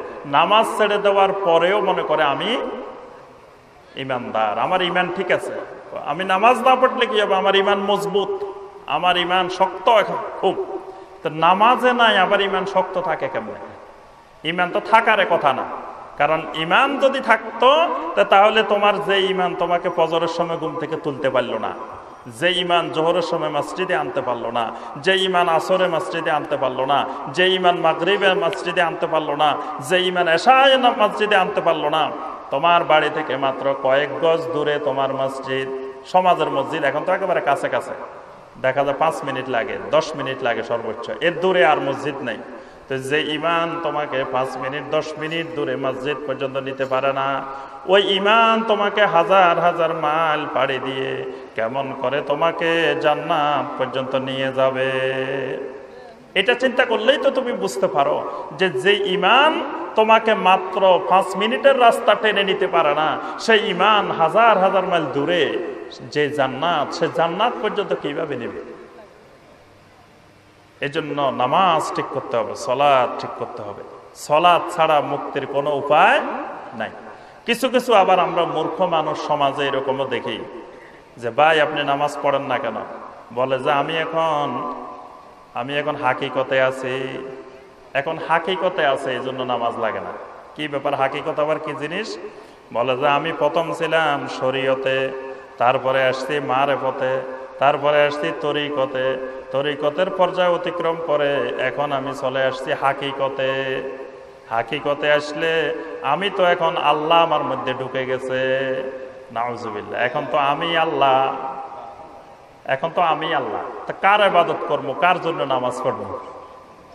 নাউজুবিল্লাহ, কত বড় ইবলিস দেখেন, কয় এখন তো আমি আল্লাহ, কারণ আল্লাহ আমার মধ্যে ঢুকে গেছে। এই জন্য কেউ কেউ দেখবেন যে মানসুর হাল্লাজকে আল্লাহর ওলি বলে যে ফেরাউন আল্লাহ দাবি করে কাফের হয়ে গেছে, আর মানসুর হাল্লাজ নাকি আল্লাহ দাবি করে আল্লাহর ওলি হয়ে গেছে। নাউজুবিল্লাহ, আল্লাহ দাবি করে আল্লাহর ওলি হওয়া যায়? তো এখন ও যদি আল্লাহ দাবি করে আল্লাহর ওলি হয়ে যায়, তা আমাদের সমাজে তো এরকম এখন অনেক আছে, বলে যে আমি হাকিকতে আছি, আমার ভিতরে আল্লাহ ঢুকে গেছে, আমি এখন কার ইবাদত করব, এই জন্য আমার এখন আর ইবাদত নাই। আচ্ছা ঠিক আছে, তোমার ইবাদত নাই। আল্লাহ রাসূল সাল্লাল্লাহু আলাইহি ওয়াসাল্লাম ইন্তেকালের পূর্ব মুহূর্ত পর্যন্ত 1 ওয়াক্ত নামাজ নবী সাল্লাল্লাহু আলাইহি ওয়াসাল্লাম বাদ দিয়েছেন কিনা? কি নবী সাল্লাল্লাহু আলাইহি ওয়াসাল্লাম 1 ওয়াক্ত নামাজ বাদ দিয়েছেন? অসুস্থ অবস্থায় আল্লাহ রাসূল সাল্লাল্লাহু আলাইহি ওয়াসাল্লাম 2 জন সাহাবীর কাঁধে ভর করে নবী সাল্লাল্লাহু আলাইহি ওয়াসাল্লাম মসজিদে গিয়ে সালাত আদায় করেছেন। তাহলে বোঝা যাচ্ছে তুমি যে হাকিকত পর্যন্ত পৌঁছেছ, আমার রাসূল মুহাম্মদুর রাসূলুল্লাহ সাল্লাল্লাহু আলাইহি ওয়াসাল্লাম সেই পর্যন্ত পৌঁছতে পারেন নাই। যে পর্যন্ত আমার রাসূল পৌঁছতে পারেন নাই, সেই পর্যন্ত তো তোমার পৌঁছার দরকার নাই। কি বলে, রাসূল যে জায়গায় পৌঁছতে পারেন নাই, যে হাকিকতে, সেই হাকিকতে তোমার পৌঁছার দরকার কি? সেই হাকিকতে পৌঁছার কারণে তুমি ইবলিস হয়ে গেছো। কারণ ইবলিসেই ওই হাকিকতে পৌঁছতে পারে, যে হাকিকতে পৌঁছলে আল্লাহ তার মধ্যে ঢুকে যায়, নিজেই আল্লাহ হয়ে যায়। এজন্য আপনি নামাজবিহীন, আমাদের সমাজে এমন জাহেলও আছে, দেখবেন যে খবিশ চুল কতগুলা জট বেঁধে আছে, তারপরে দাড়ি কতগুলা জট বেঁধে আছে, নিয়মিত গোসল করে না, নিয়মিত চুল দাড়ি আঁচড়ায় না, নিয়মিত নখ কাটে না, সুন্দর পরিষ্কার পরিচ্ছন্ন কাপড় চোপড় পরে না, এরকম শরীরের থেকে দুর্গন্ধ বের হয়, এরকম মানুষেরও সমাজের লোকেরা আল্লাহর ওলি বলে না? আপনাদের দেশে বলে, আমাদের দেশে এরকম অনেক আল্লাহর ওলি আছে। তাহলে সাধারণ শুধু একটু চিন্তা করলে মানুষ বুঝতে পারে, যুগে যুগে এত অসংখ্য নবী রাসূল আল্লাহ সুবহানাহু ওয়া তাআলা পাঠাইলেন, একজন নবী রাসূল জটওয়ালা আল্লাহ রাসূল কোন নবী রাসূল আসছেন? একজন নবী রাসূলের চুলে জট ছিল। আচ্ছা, লক্ষাধিক সাহাবাই কেরাম রাদওয়ানুল্লাহি তাআলা আলাইহিম আজমাইন ছিলেন, একজন সাহাবী জটওয়ালা সাহাবী ছিল? যে দাড়ির মধ্যে জট বেঁধে গেছে এরকম সাহাবী ছিল? তো যদি কোনো নবী রাসূলের জট না বেঁধে, কোনো সাহাবাই কেরামের জট না বেঁধে, যুগে যুগে যত মুহাদ্দিসিন, মুফাসসিরিন, ফুকাহায়ে কেরাম জট বাঁধা কেউ ছিলেন? ইমাম আবু হানিফা রাহমাতুল্লাহ আলাইহি জট বাঁধা ছিলেন, ইমাম শাফি রহমতুল্লাহ আলাইহি জট বাঁধা ছিলেন, ইমাম মালিক রহমতুল্লাহ আলাইহি জট বাঁধা ছিলেন, ইমাম আহমদ বিন হাম্বল রহমতুল্লাহ আলাইহি জট বাঁধা ছিলেন। তো যুগে যুগে কেউ জট বাঁধা হইল না, আর এখন তুমি জট বাঁধা, খবিজ, গোসল নাই, পবিত্রতা নাই, কিছু নাই, নামাজ নাই, তারপরেও মানুষ আল্লাহর ওলি মনে করে। তারপরে কাপড় চোপড় খুলি ফেলতে পারলে তো আমাদের সমাজে আরো বড় আল্লাহর ওলি। এরকম আল্লাহর ওলির অভাব নাই, যে দেখা যায় কাপড় খুলে ফেলছে, মানুষ কয় যে এর ভিতরে অনেক কিছু আছে। তাই সেই বলতেছে যে ভাই আমার কাছে যা আছে সব তোমাদেরকে দেখাই দিচ্ছি, মানুষ বলে যে না আরো আছে ভিতরে, মানুষ আল্লাহর ওলি মনে করে বসে থাকে। এরকম সমাজে অসংখ্য কবর পূজা, মাজার পূজা, কবর কেন্দ্রিক অসংখ্য শিরক আমাদের সমাজে বিদ্যমান। মানে মূর্খতা, জাহালত এত বেশি বিস্তার লাভ করেছে যে দেখা যায় নামাজ নাই, দিন নাই, পর্দা নাই, শরীয়ত নাই। মহিলা আল্লাহর ওলিও আছে, আমাদের দেশে মহিলা আল্লাহর ওলিও আছে, যে পর্দা নাই, দেখা যাচ্ছে মানে বেপর্দা চলাফেরা করতেছে, সেই মহিলাও আল্লাহর ওলি, মানুষ তারা আল্লাহর ওলি মনে করে। কত বড় জাহালত এই সমাজে বিস্তার করতেছে যে তার মধ্যে হেজাব নাই, নামাজ নাই, দিন নাই, কিছুই নাই, তারপরেও আল্লাহর ওলি। এই জন্য আমার ভাইয়েরা, আমি আর এই নামাজের আলোচনা দীর্ঘায়িত করব না। এই ব্যাপারে অসংখ্য কোরআনের আয়াত এবং হাদিস, এজন্য এবং এই ব্যাপারে আমরা সবাই কম বেশি জানি এবং সব সময় আমরা মসজিদে সব জায়গায় নামাজের আলোচনা শুনতেছি। আমরা নামাজটাকে সবচেয়ে বেশি গুরুত্ব দিতে হবে। আর দ্বিতীয় যে বিষয়টা আমি আলোচনা শেষ করব, সেটি হলো সুন্নাহ, ইত্তেবা সুন্নাহ, সুন্নতের ইত্তেবা, সুন্নতের অনুসরণ। ইবাদত তো এমনিই কম, আমরা ইবাদত করি সামান্য, পুঁজি এমনিই কম। টাকা আছে ধরেন 100 টাকা, 100 টাকা লই বাজারে গেছেন, এখন আপনার মনে চাচ্ছে যে বাজারে এটাও কিনবেন, এটাও কিনবেন, এটাও কিনবেন, অনেক কিছু কিনবেন, কিন্তু টাকা আছে পকেটে 100। এখন সব যদি কিনতে যান টাকা লাগবে 1000। তখন আপনাকে চিন্তা করতে হবে যে 100 টাকা আছে, এই 100 টাকা দিয়ে কেমনে আমার এক বাজার চলবে। ন্যূনতম কি কি জিনিস না কিনলেই নয়, এই জিনিসগুলো আমি কেনার চেষ্টা করি। এরপরে আপনি হিসাব নিকাশ করে তো ওই 100 টাকা খরচ করতে হবে। ইচ্ছা করলেই, নিজে চাইলেই তো আপনি যা ইচ্ছা তাই কিনতে পারবেন না। তাহলে আমাদের আমলে হলেও এমনি সামান্য অল্প আমল, এই আমলেই যদি বরবাদ হয়ে যায়, এই আমলেই যদি আল্লাহ সুবহানাহু ওয়া তাআলার কাছে কবুল না হয়, তাহলে আপনার আমার যা করলাম জীবনে সব বৃথা, সব শেষ। আল্লাহ সুবহানাহু ওয়া তাআলার কাছে আমল কবুল হওয়ার জন্য কিছু শর্ত আছে। 1 নম্বর শর্ত হলো ইখলাস। যেই ইবাদতটি আমি করব সেটি ইখলাসের সাথে, খুলুসিয়াতের সাথে ইবাদতটা করতে হবে। ইবাদতটা আমি করব কার জন্য? শুধুমাত্র আল্লাহ সুবহানাহু ওয়া তাআলার জন্য, শুধুমাত্র। এর পিছনে আর কোনো লক্ষ্য উদ্দেশ্য থাকা যাবে না। আমি সালাত আদায় করব, নামাজ পড়ব কার জন্য? আল্লাহ রাব্বুল আলামিনের জন্য। যদি মনে করি প্রতিদিন নামাজ পড়ি না, আজকে আমার মেয়ের শ্বশুর আসছে, বেয়াই সাহেব আসছে, আজকে যদি নামাজ না পড়ি তাহলে তারা বলবে যে বেয়াই সাহেব দেখো নামাজ পড়ে না। বেয়াই সাহেবদেরকে দেখানোর জন্য আমি যদি মসজিদে গিয়ে বেয়াই সাহেবদের সাথে নামাজ পড়লাম, অন্য সময় পড়ি না, তাহলে কি ঈমান থাকবে? আপনি তো নামাজ আল্লাহর জন্য পড়েন নাই, নামাজ পড়ছেন ওই বেয়াই সাহেবের দেখানোর জন্য। এরকম যদি নামাজের পিছনে অন্য কোনো উদ্দেশ্য থাকে, কিছু কিছু ভাইকে আমরা দেখি সারা বছর নামাজের খবর থাকে না, নির্বাচনের সময় আসলে আমরা মসজিদে দেখি, কি বলেন, মসজিদে গেলে নামাজটাও পড়া হইব, পাশাপাশি ভোটও নির্বাচনী প্রচারণা চালানো যাইব। তাহলে এই নামাজ পড়লে নামাজ হবে না, কারণ এটা আল্লাহর উদ্দেশ্যে না, এটা হলো আমার অন্য কাজের লক্ষ্য উদ্দেশ্য নিয়ে। কিছু ভাই আছে দেখবেন যে ওয়াজ মাহফিলেও সভাপতি, আবার গান বাজনার অনুষ্ঠানেও সভাপতি। একই মানুষ ওয়াজ মাহফিলেও সভাপতিত্ব করতেছেন, আবার গান বাজনার যেখানে অসংখ্য মানুষ উলঙ্গ হয়ে নাচতেছে, লাফাইতেছে, শিল্পীরা গান গাইতেছে। আমাদের দেশে ওই যে দেখবেন কিছুদিন পর আর্মি স্টেডিয়ামে বিভিন্ন জায়গায় এরকম ইন্ডিয়া থেকে বড় বড় নামি দামি মহিলারা আসে আর নাচানাচি করে। তো এইরকম নাচানাচির অনুষ্ঠানেও সভাপতি, আবার গানের আবার ওয়াজ মাহফিলেও সভাপতি। তাহলে এই ওয়াজ মাহফিলের সভাপতি যদি হয়, এই ওয়াজ মাহফিলের সভাপতির দ্বারা কোনো সওয়াব পাবে? কারণ উনি ওয়াজ মাহফিলের সভাপতি আল্লাহর জন্য হয় নাই, পিছনে অন্য মতলব আছে, যে তার প্রচারণা বা অন্য কোনো লক্ষ্য উদ্দেশ্য নিয়েই। রমজান মাস যখন আসে, যাকাত দেওয়ার হিড়িক পড়ে যায় গ্রামে গ্রামে, একেবারে পচা কাপড়, 200 টাকা দামের কাপড়, 150 টাকা দামের কাপড়, পচা কাপড়। ঢাকা শহরে দোকানে দোকানে লেখা থাকে এই দোকানে যাকাতের কাপড় পাওয়া যায়, এই দোকানে যাকাতের কাপড় পাওয়া যায়। তার অর্থ হলো এটা আলাদা বৈশিষ্ট্যের কাপড়, মানে এটা সাধারণ মানুষ পরে না, এইরকম কাপড় ওই যাকাতের কাপড় পাওয়া যায়। তো এই জাকাতের কাপড় দেখা যায় বস্তা ভরে গ্রামে নিয়ে আসলো, গ্রামে নিয়ে এসে মানুষকে জাকাত দিতেছে। আর সবাই মনে করতেছে যে অমুক চৌধুরী সাহেব, ভুঁইয়া সাহেব আজকে জাকাত দিতেছে। আসলে তো জাকাত মূল উদ্দেশ্য না। মূল উদ্দেশ্য হইল আমাদের দেশে ওই যখন আমের সিজন আসে, আম যে সময় পাকে, আমও পাকে, একসাথে ধানও আসে, ইরি ধানও আসে। তো একজনে আম খাওয়ার সময় পাচ্ছে না, আম খাওয়াও দরকার, ধানও শুকানো দরকার, এখন সময় পায় না। তো দেখা যাচ্ছে যে একসাথে দুই কাজ করতে হবে, আমও খাইতে হবে, ধানও শুকাইতে হবে। তো এই জন্য আমাদের দেশের ভাষায় একটা কথা আছে যে এক কামে দুই কাম, ধান গাড়ে ছয় আম।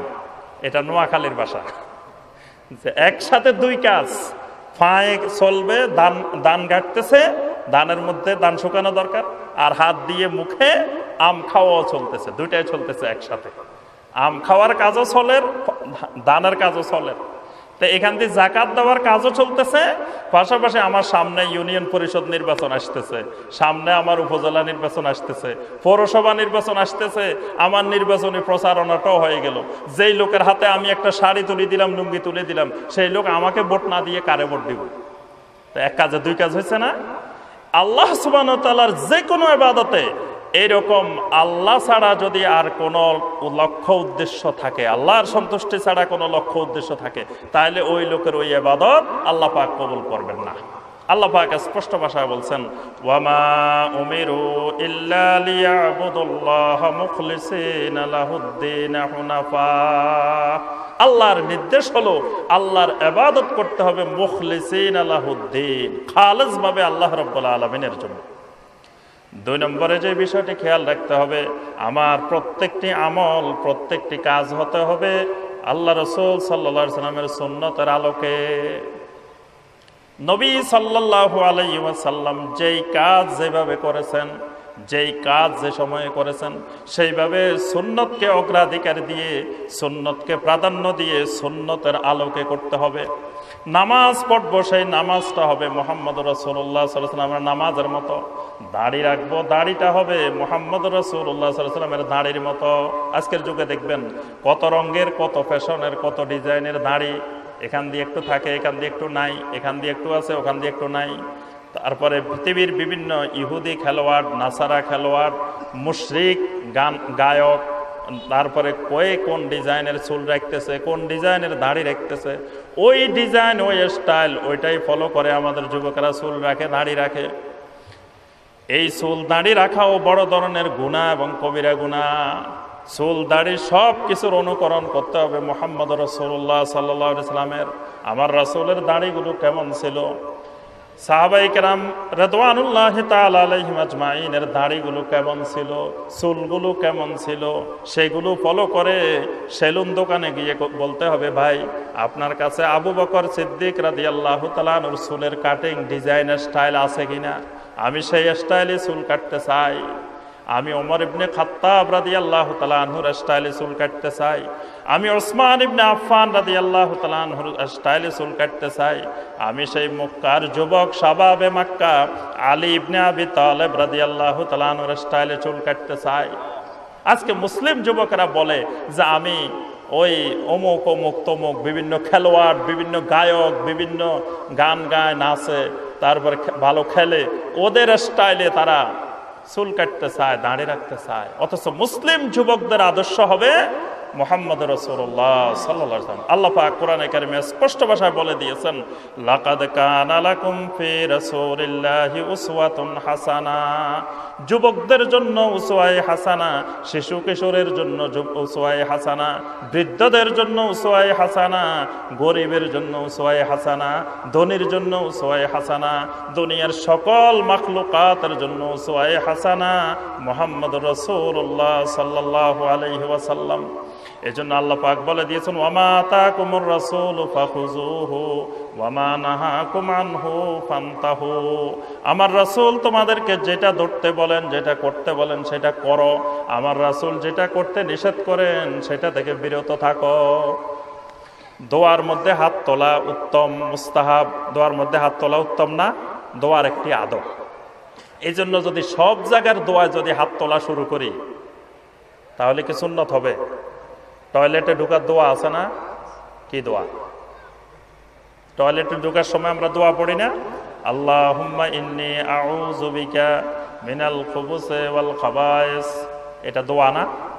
আচ্ছা, আপনি টয়লেটে ঢোকার সময় প্রথমে কিবলামুখী হইলেন, কিবলামুখী হয়ে 2 হাত তুলে আল্লাহর কাছে বললেন আল্লাহুম্মা ইন্নী আউযু বিকা মিনাল খুবুসি ওয়াল খাবায়েস, রব্বুল আলামিন আমি কিছুক্ষণের মধ্যে টয়লেটে প্রবেশের নিয়ত করিতেছি, আল্লাহ গো আমার টয়লেটের সকল অসুবিধা সকল সমস্যা তুমি দূর করে দিও। আপনি এইভাবে দোয়া মোনাজাত করে তারপরে টয়লেটে ঢুকলেন, সুন্নত আদায় হয়েছে? তো দোয়ার মধ্যে হাত তোলা সুন্নত না, অসুবিধা কি? আমি তো খারাপ কাজ কি করছি? হাত তোলা তো আদব। আবার বের হওয়ার সময় টয়লেটের দোয়া পড়লেন আর হাত তুললেন।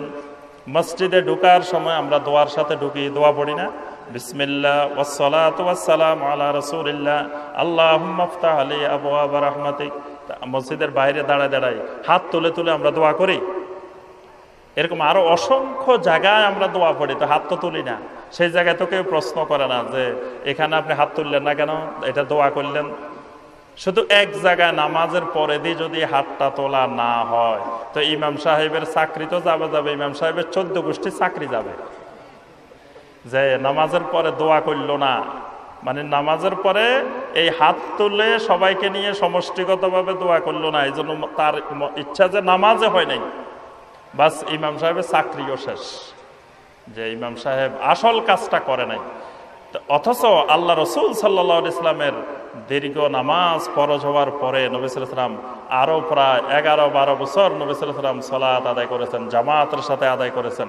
নবী সাল্লাল্লাহু আলাইহি সাল্লাম সব সাহাবীদেরকে নিয়ে একসাথে হাত তুলে সমষ্টিগত জামাতবদ্ধভাবে দোয়া করেছেন, এরকম কোন দলিল কোন হাদিসে নাই।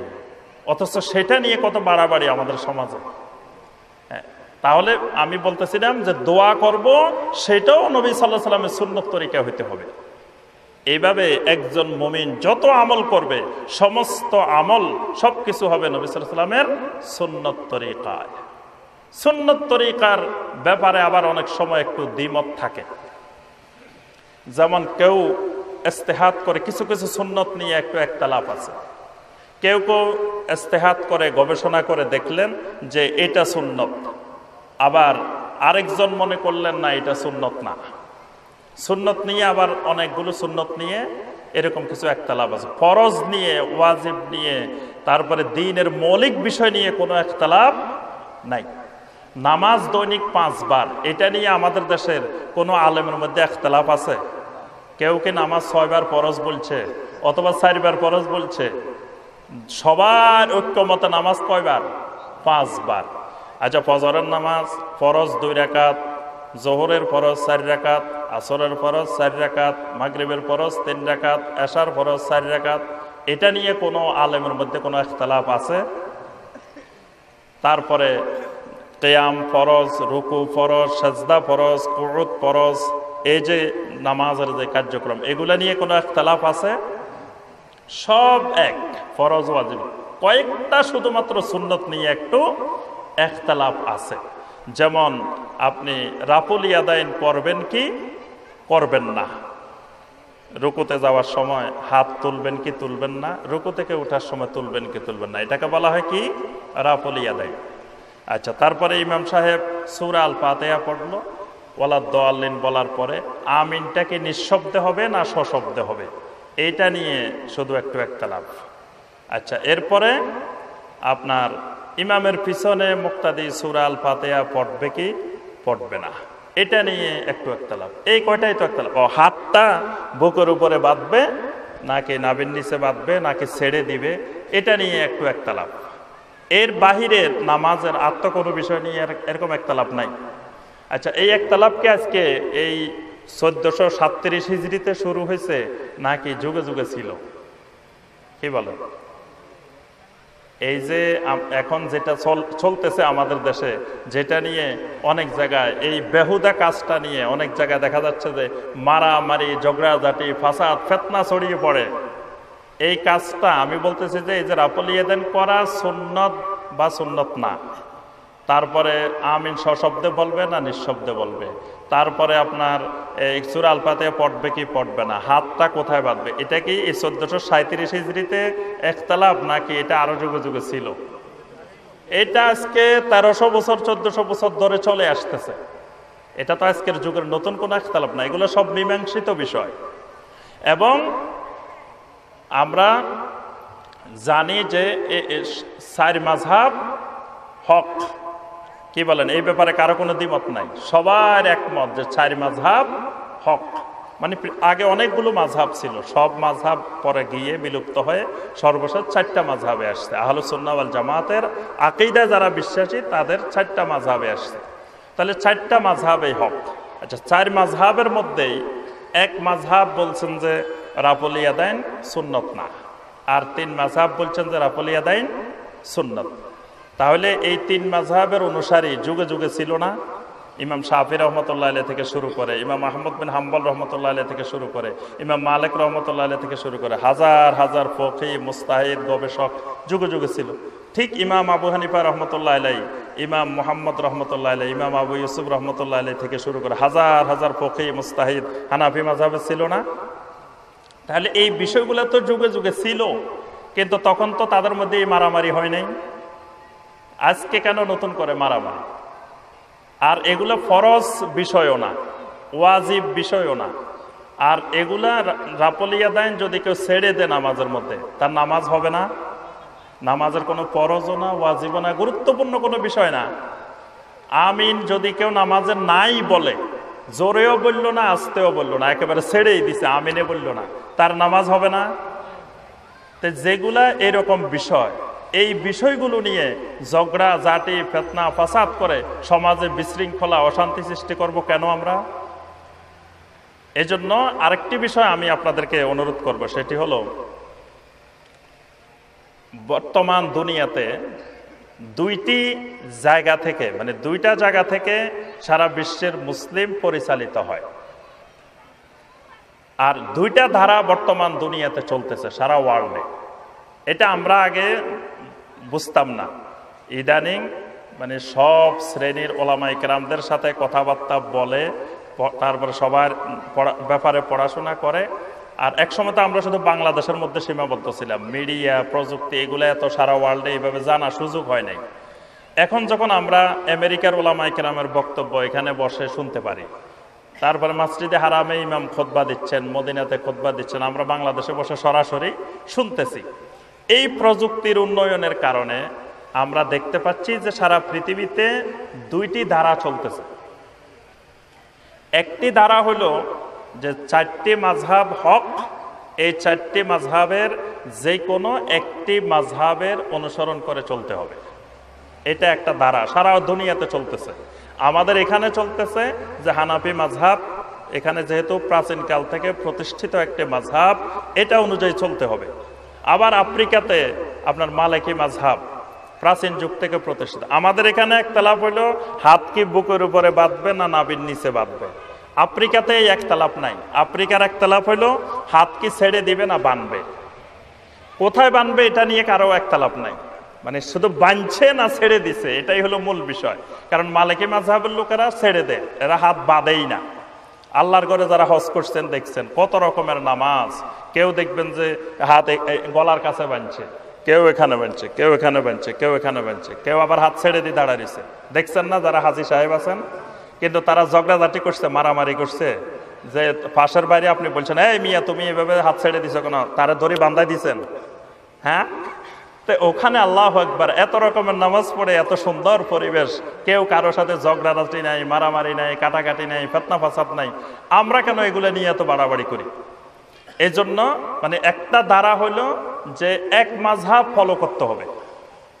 আরেকটা ধারা আছে, সেই ধারাটা হলো 4টা মাযহাবে হক, 4টা মাযহাব একসাথে ফলো করা, এটা আরেকটা ধারা। এই ধারার বিষয় হলো যে এই 4 মাযহাবের মধ্যে একটা বিষয়ে 4টা মত আছে। 4টা মতের মধ্যে যেই মতটার দলিল সবচেয়ে সহি সেটা অনুসরণ করা, মানে সেখানে ব্যক্তির অনুসরণ না, দলিলের অনুসরণ। চার মাযহাবের মধ্যে যেমন একটা মাসালা নিয়ে হয়তো 4 জন ইমামের 4 মত, তো 4টা মত নিয়ে আবার রিসার্চ করে যেই মতটা বেশি সহি সেটা ফলো করা, এটা একটা ধারা। এই ধারাটার সূচনা করেছেন শাইখুল ইসলাম ইমাম ইবনে তাইমিয়া রাহমাহুল্লাহ।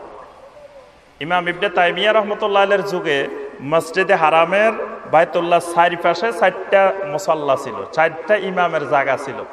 এক পাশে হানাফি মাযহাবের ভাইয়েরা নামাজ পড়তো, এক পাশে শাফি মাযহাবের ভাইয়েরা, এক পাশে মালিকি মাযহাবের ভাইয়েরা, এক পাশে হাম্বলি মাযহাবের ভাইয়েরা, চারিপাশে 4 মাযহাবের লোকেরা নামাজ পড়তো।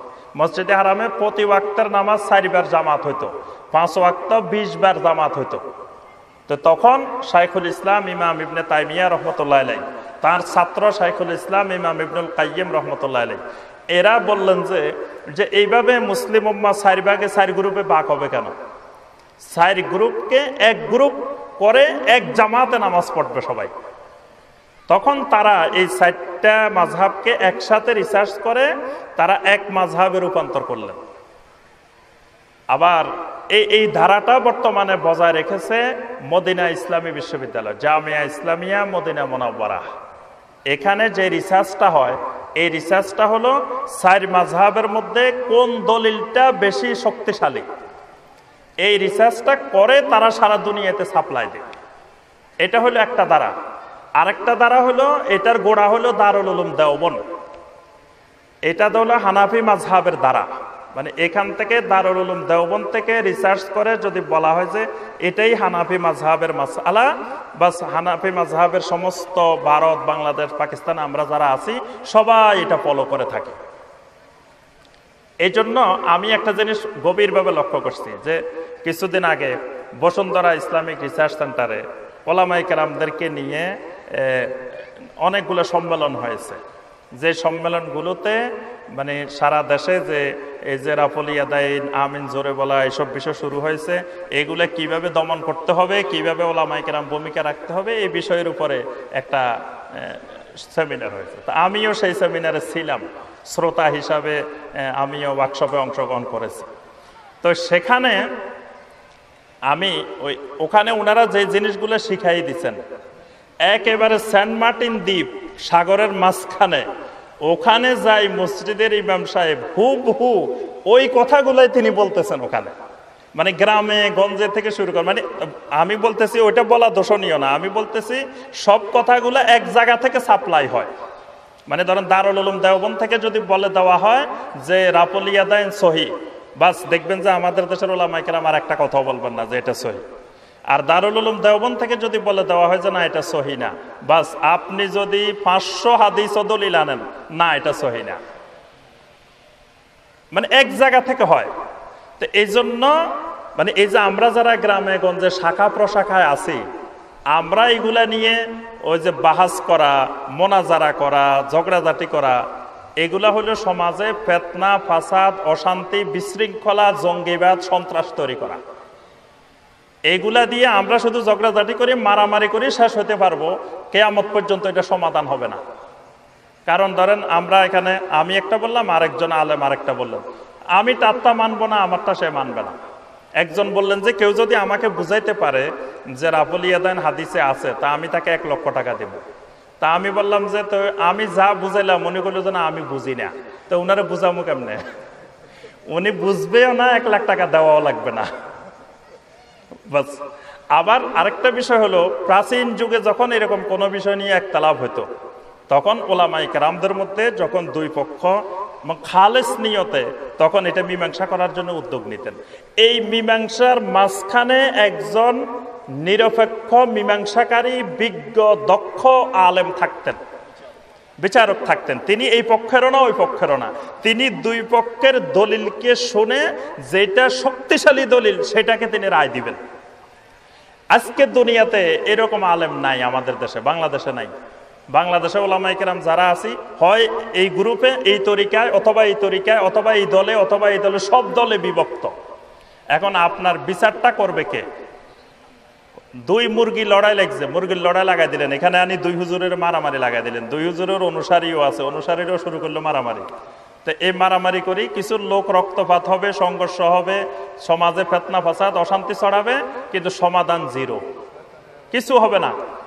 কারণ আমি কইলাম যে আরে মিয়া হাদিস এটা সহি, উনি কইলেন যে আরে আপনি বুঝেন না এটা সহি। তা এখন কোনটা সহি এটা সমাধান দিবে কে? আপনারা সমাধান দিতে পারবেন? আপনারা তো হাদিসে বুঝেন না কি সহি কি দঈফ কি জাল, আপনারা সমাধান দিতে পারবেন নাকি? তা এখন আমি কইলাম এটা সহি, উনি কইলেন যে না এটা না ওইটা সহি। তা আপনারা সমাধান দিবে কে? সমাধান দেওয়ার মতো নিরপেক্ষ বিচারক, নিরপেক্ষ এরকম দক্ষ অভিজ্ঞ আলেম, যিনি এই পক্ষের না ওই পক্ষের না, যিনি নিরপেক্ষভাবে সমাধান দিবেন, ওই সমাধানকারীও আমাদের দেশে নাই। তো সুতরাং এগুলা নিয়ে আমি অনুরোধ করব, আপনারা এগুলা নিয়ে কোনো ঝগড়া ঝাঁটি মারামারি করবেন না, মসজিদে হারামকে অনুসরণ করবেন। যিনি হাত এখানে বাঁধতে চায় উনি এখানে বাঁধুক, যিনি এখানে বাঁধতে চায় এখানে, সবগুলোর দলিল আছে। হাত এখানে বাঁধারও দলিল আছে, এখানে বাঁধারও দলিল আছে, পেটের উপরে বাঁধারও দলিল আছে, নাভির নিচেরও দলিল আছে, হাত ছেড়ে দেওয়ার দলিলও আছে। দলিলের কোনোটার অভাব নাই, দলিল সবগুলারে আছে। এখন হয়তো দলিল নিয়ে প্রশ্ন আছে যে এটা সহি কিনা দঈফ কিনা, কিন্তু এটা নিয়ে যুগে যুগে অসংখ্য দলিল প্রমাণ দিয়ে ওলামায়ে কেরাম খুঁটিনাটি বিশ্লেষণ সব করে ফেলছেন, আমাদের জন্য আর কিছু অবশিষ্ট রেখে যান নাই। এখন যে যেটা ফলো করতে চান সেটা ফলো করেন, কিন্তু এটা নিয়ে ঝগড়া না করি। ঝগড়া করা শয়তান কি করছে বুঝছেন? শয়তান দেখলো যে এই মানুষগুলা, নামাজি মানুষগুলা যদি ঐক্যবদ্ধ থাকে, আমাদের দেশে নামাজ পড়ে কয় পার্সেন্ট লোক বলেন তো দেখি? 5% লোক নামাজ পড়ে, 5 ওয়াক্ত নামাজ পড়ে বাংলাদেশের 5% লোক, আর 95% লোক বেনামাজি। এই 5% লোক যদি ঐক্যবদ্ধ থাকে তাহলে ওই 95% আরামে থাকতে পারবে না। এই 5% যাই কবে যে ভাই আসো নামাজ পড়ি, আসো ভাই এ যাই এখান দিয়ে টানবো, এ যাই এখান দিয়ে টানবো, সবগুলোর নামাজি বানায় ফেলার জন্য চেষ্টা করবে, তাহলে তো শয়তানের কাজ সফল হবে না। তো শয়তান কি করলো? শয়তান কয় যে বেনামাজিরা আরামে বসে থাক, এরা তো আমার এই দিকে আছে, আমার গোয়ালের মধ্যে আছে, যেগুলো আমার গোয়াল ছেড়ে বের হয়ে গেছে সেগুলোর মধ্যে ঝগড়াঝাটি লাগাই দিই। তো এগুলো মারামারি করবো মাঝখান দিয়ে, আর বেনামাজিরা আরামে থাকবো, কবে যে নামাজ পড়ি না ভালো আছি। যারা নামাজ পড়ে এরা খালি মারামারি করে ঝগড়াঝাটি করে মসজিদে যায়। একদিন আমাকে এক ভাই বলতেছিল, এখন অধিকাংশ ভাই বলে কয় হুজুরের মনে হয় আর এখন ওয়াজ করার কোনো বিষয়বস্তু নাই, ওয়াজের বিষয়বস্তু একটা খালি, যেখানে ওয়াজে যায় খালি জাকির নায়েক, কাফের, মুশরিক, মুনাফেক, তারপরে ওই যে আলে হাদিস, লা মাযহাবি, গায়রে মুকাল্লিদ, এগুলো ছাড়া আর মনে হয় বাংলাদেশে ওয়াজের কোনো বিষয়বস্তু নাই। বাংলাদেশে সুদখোর আছে, ঘুষখোর আছে, বেনামাজি আছে, জেনাকারী আছে, তাদের ব্যাপারে কোনো কথা নাই। অত্যন্ত আফসোসের বিষয়, অনেক মসজিদের আমার সম্মানিত ইমাম সাহেব ভাইয়েরা বলে দেয় যে যারা রাবুল ইয়াদাইন করেন, আমিন সশব্দে বলেন, আপনারা মসজিদে নামাজ পড়িয়েন না, বের হয়ে যান। আচ্ছা, ওই ইমাম সাহেবকে আমি অত্যন্ত সম্মানের সাথে বলবো, আপনার পিছনে প্রথম কাতারে যারা নামাজ পড়ে এদের মধ্যে অধিকাংশ সুদখোর, অধিকাংশ ঘুষখোর, অধিকাংশ অন্যের সম্পদ অন্যায়ভাবে হরণকারী, অধিকাংশ জেনাকারী। আপনি কোনোদিন বলছেন যে কোনো সুদখোর আমার পিছনে নামাজ পড়বেন না? বলছেন কোন ইমাম সাহেব? ঘুষখোর আমার পিছনে নামাজ পড়বেন না, জেনাকারী আমার পিছনে নামাজ পড়বেন না, এই কথা বলছেন? এরকম তো একজনকেও বের করলেন না। আচ্ছা, কোনো ভাই ভুল করে ফেলছে, উনি রাফুল ইয়াদান করে ফেলছে, উনি জোরে আমিন বলে ফেলছে, উনি এটা করে ফেলছে, তো যদি করেই ফেলান তো উনি বুঝলাম যে উনি কিছু গুনার কাম করছে। এখন ওনার গুনাটা কি সুদ খাওয়ার চেয়ে, ঘুষ খাওয়ার চেয়ে বেশি গুনার কাজ? কি বলেন? হারাম খাওয়ার চেয়ে রাফুল ইয়াদান করা বেশি গুনার কাজ করে ফেলছেন। এখন যদি সেটা গুনার কাজও হয় তো এরকম গুনাহ তো করেন নাই, সুদের মতো, ঘুষের মতো, এগুলোর মতো গুনাহ তো করেন নাই। তাহলে আমি এই ভাইটা একটু আমিন সশব্দে বলছে বা রাফুল ইয়াদান করছে, এজন্য তাকে বের করে দিলাম মসজিদ থেকে। আর সুদখোর, ঘুষখোর, যত অন্যায়কারী, অপরের সম্পদ হরণকারী, জেনাকারী, তাদের সাথে আমি বন্ধুত্ব করে দল পাকাইতেছি। দল পাকাই ওই নামাজি লোকটাকে বের করে দিচ্ছি। যদি তার ভুল হয় তা আমি সুন্দর ভাষায় এটা বলি যে ভাই, যে এক মাযহাব মানা ফরজ, বা এক মাযহাব মানা ওয়াজিব, বা এক মাযহাব মানা জরুরি, আমরা এক মাযহাব অনুসরণ করি। আপনি সেটার পক্ষে কোরআন হাদিসের দলিল থাকলে বলেন। এরপরে কেউ যদি বলে যে না আমি আপনার এই ধারা ফলো করব না, আমি মদিনা মুনাওয়ারার ধারা আমি ফলো করব, আমি 4 মাযহাব একসাথে অনুসরণ করব, আরেকটা বিষয় আমি না বললেই নয়। অনেক ওলামায়ে কেরামদেরকে, বড় বড় আলেমকে আমি বলতে শুনি, বলে যে কয় স্কুল কলেজে পড়ে, ইউনিভার্সিটিতে পড়ে, বুখারী শরীফ লইলে হাঁটে, বুখারী শরীফ পড়ে পড়ে আমল করে। এটা কত বড় জাহালত, মূর্খতা কথা। মানে যিনি বুখারী শরীফ লইলে হাঁটতেছেন, মুসলিম শরীফ লইলে হাঁটতেছেন, উনি তো বুখারী শরীফ পড়ে পড়ে উনি আমল করতেছেন না। ওনার এই আমলের একটা গোড়া আছে, আমি তো গোড়ার ঠিকানা দিয়ে দিলাম। গোড়া কোন জায়গায়? Medina, Medina Munawwara. ওই জায়গা থেকে এগুলো সাপ্লাই আসতেছে। না হয়তো ওই গোড়া যদি শক্ত না হইতো, ওই জায়গা থেকে না আসতো, কত আগে এগুলো নিভে যাইতো ফুৎকার দিয়ে। আমরা যেই হুঙ্কার দিতেছি মসজিদে মসজিদে, এগুলা তো কত আগে নিভে যাইতো হুঙ্কারে, কিন্তু এগুলো নিবে না, আরো দেখি বাড়ে। বাড়ার কারণ কি? এটা তো রিসার্চ করে বের করতে হবে যে আমরা এত হুঙ্কার দিতেছি, এত কাফের বানাইতেছি, মুশরিক বানাইতেছি। যুগে যুগে আম্বিয়া আলাইহিস সালাম আসতেন মানুষকে মুমিন বানানোর জন্য, কাফেরকে মুমিন বানানোর জন্য। আমরা এখন কাজ করি মুমিনকে কাফের বানানোর জন্য। ওই অমুক কাফের, অমুক ইহুদির দালাল, অমুক খ্রিস্টানের দালাল, মানে খালি জমিনে মুসলমান থাকলে আমি আছি, আর সব ইহুদির দালাল, সব খ্রিস্টানের দালাল, সব কাফের, সব মুনাফেক। তো ওই আমি আরেকজনকে কাফের বলতেছি, উনি আমাকে কাফের বলতেছে, সমান সমান দুইজনেই কাফের। কথাটা বুঝতে পারছেন? আমি এখানে ওয়াজে বসে বসে বলতেছি যে অমুক মুফতি সাহেব ধরেন কাফের বলতেছে, মুনাফিক বলতেছে, নাউজুবিল্লাহ। আমি এই বেয়াদবি কখনো করি না। আমি আজ পর্যন্ত কোনো মুসলিমকে কোনোদিন কাফের, মুনাফিক, ফাসিক বলি নাই। আল্লাহ পাক আমাকে না বলাক, এটা মুমিনের জন্য জায়েজ নাই। ডাক্তার জাকির নায়েক ইহুদির দালাল, আমি জানলাম কেমনে? যদি আমি জানি উনি ইহুদির দালাল, বুঝতে হবে আমি আগে থেকে ইহুদিদের দালালি করি। ওই জন্য ইহুদিরা এসে আমাকে বলে দিচ্ছে যে ভাই তুমি একা দালাল না, আরো এক দালাল আছে। কি বলেন? না হয় আমি জানলাম কেমনে উনি যে দালাল? আগে থেকে আমি দালাল আছি, ওই জন্য ইহুদিরা আমাকে বলে দিছে যে তুমি শুধু একা দালাল না, আরো তো আমাদের দালাল আছে। তাই তো জানছি। না হয় ইহুদিরা যদি আমাকে না বলে তো আমি জানলাম কেমনে উনি যে দালাল?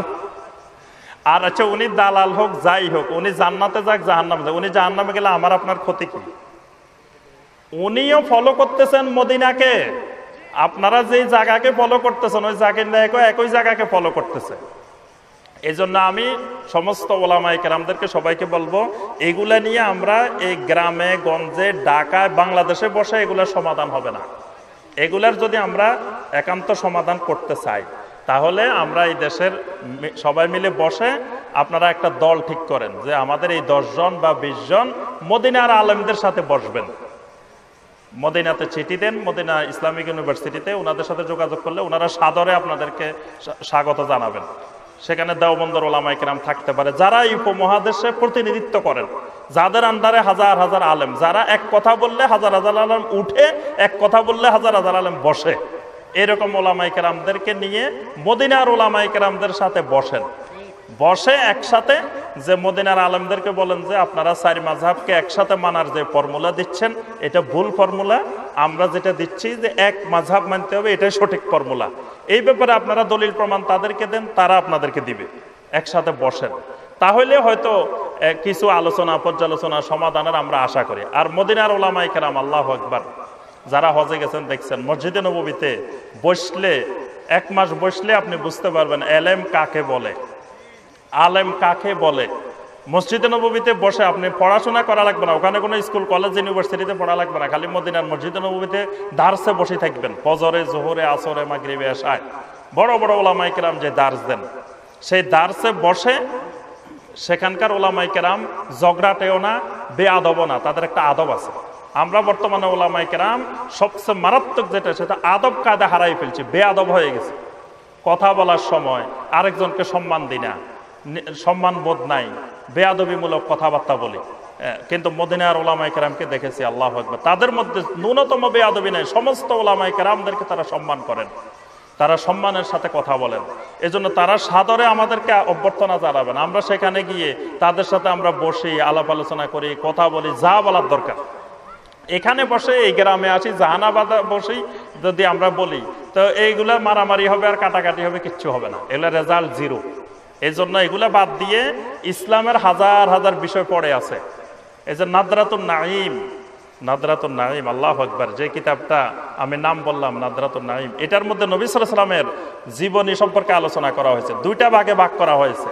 একটা ভাগ হলো আসিফাত আল মুস্তাহাব্বা, আর একটা ভাগ হলো আসিফাত আল মাজমুমা। একটা ভাগে শুধু নবী সাল্লাল্লাহু আলাইহি ওয়াসাল্লামের উত্তম গুণাবলী সমূহ, আরেকটা ভাগে নবী সাল্লাল্লাহু আলাইহি ওয়াসাল্লাম যে সকল খারাপ গুণগুলো থেকে নবী সাল্লাল্লাহু আলাইহি ওয়াসাল্লাম বেঁচে থাকতেন সেই গুণগুলো আলোচনা করা হয়েছে। সেখানে উত্তম গুণের মধ্যে 200টা টপিকস আছে, আর যে গুণ থেকে বেঁচে থাকতেন সেখানে 160টা টপিকস আছে। তাহলে দুইটা মিলে নবী সাল্লাল্লাহু আলাইহি ওয়াসাল্লামের মধ্যে 200টা উত্তম গুণাবলী ছিল, 160টা অপছন্দনীয় গুণাবলী থেকে নবী সাল্লাল্লাহু আলাইহি ওয়াসাল্লাম বিরত থাকতেন। তাহলে টপিকস হলো কয়টা? 360টা। এবং এই 360টার উপরে প্রত্যেকটার উপরে কোরআনে কারিমের অসংখ্য আয়াত, অসংখ্য হাদিস, অসংখ্য আকওয়ালে সাহাবা, অসংখ্য আসার, অসংখ্য আইমায়ে মুস্তাহিদিনের কথাবার্তা আছে। তো এই যে 360টা বিষয় যদি আমরা আলোচনা করি, এই দেশের মানুষের মধ্যে যদি এই 360টি গুণ, উত্তম গুণ আর খারাপ গুণ, 160টা থেকে বেঁচে থাকবে, 200টা গ্রহণ করবে, তাহলে তো আমরা আলোচনা করে সারা জীবন শেষ করতে পারবো না। ওইসব গুরুত্বপূর্ণ আলোচনা বাদ দিয়ে, সুদের কথা বাদ দিয়ে, ঘোষের কথা বাদ দিয়ে, হালাল উপার্জন বাদ দিয়ে, বেনামাজিরে নামাজি বানানোর চেষ্টা বাদ দিয়ে, সব বাদ দিয়ে খালি এক ফিকির, এক ধান্দা, এক চিন্তা, খালি জাকির নায়েক, লা মাযহাবি, গায়রে মুকাল্লিদ, বাস। আমি দেখছি সারা দুনিয়াতে গায়রে মুকাল্লিদ একজনও নাই, লা মাযহাবি পৃথিবীতে একজনও নাই। লা মাযহাবি যদি আমরা ধরি যে হানাফি মাযহাব না মানলে সে লা মাযহাবি হয়ে যায়, তাহলে সাহাবায়ে কেরাম রাদিয়াল্লাহু তাআলা আলাইহিম আজমাইন সবাই তো লা মাযহাবি। সাহাবায়ে কেরামের যুগে হানাফি মাযহাব, শাফি মাযহাব, মালিকি মাযহাব ছিল, তো তারা তো এরকম এক মাযহাবের আনুগত্য করেন নাই।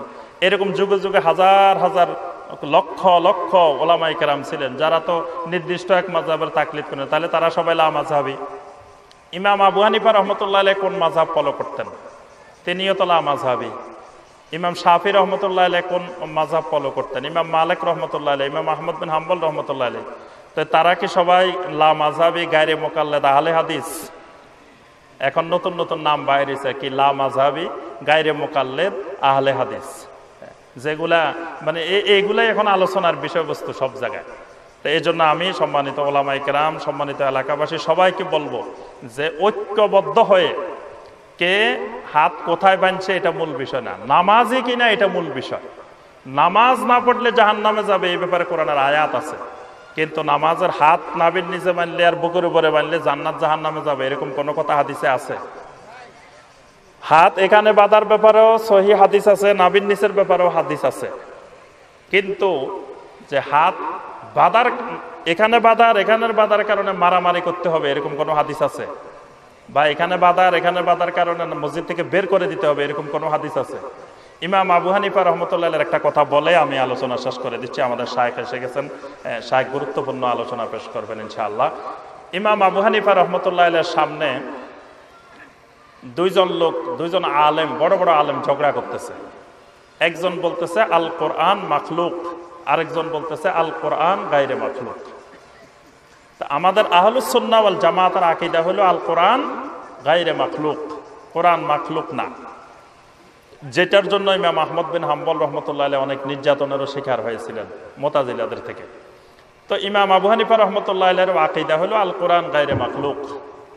এখন এটা নিয়ে দুইজন আলেম ঝগড়া করতেছে। তো একজন তো সহি আকীদার উপরে আছে, আরেকজন হলো ভুল আকীদার উপরে আছে। তো এখন দুইজন ঝগড়ার পরে আবু হানিফা রহমতুল্লাহ আলাইহিকে জিজ্ঞাসা করা হলো যে এই দুইজনের ব্যাপারে আপনার মতামত কি? ইমাম আবু হানিফা রহমতুল্লাহ আলাইহি বলেন লা তুসাল্লু খালফাহুমা, খবরদার এই দুইজনের একজনের পিছেও নামাজ পড়িও না। তো এখন ইমাম আবু ইউসুফ রহমতুল্লাহ আলাইহি আশ্চর্য হয়ে গেলেন যে দুইজনের একজন তো হক, একজন বলছে আল কোরআন গায়রে মাখলুক, আরেকজন বলছে কোরআন মাখলুক। তো যে মাখলুক বলছে তার আকীদা ভুল, তার পিছনে নামাজ পড়া যাবে না, এটা ঠিক আছে, কিন্তু যে সহি আকীদার উপরে আছে তার পিছনে আবার নামাজ পড়া যাবে না কেন?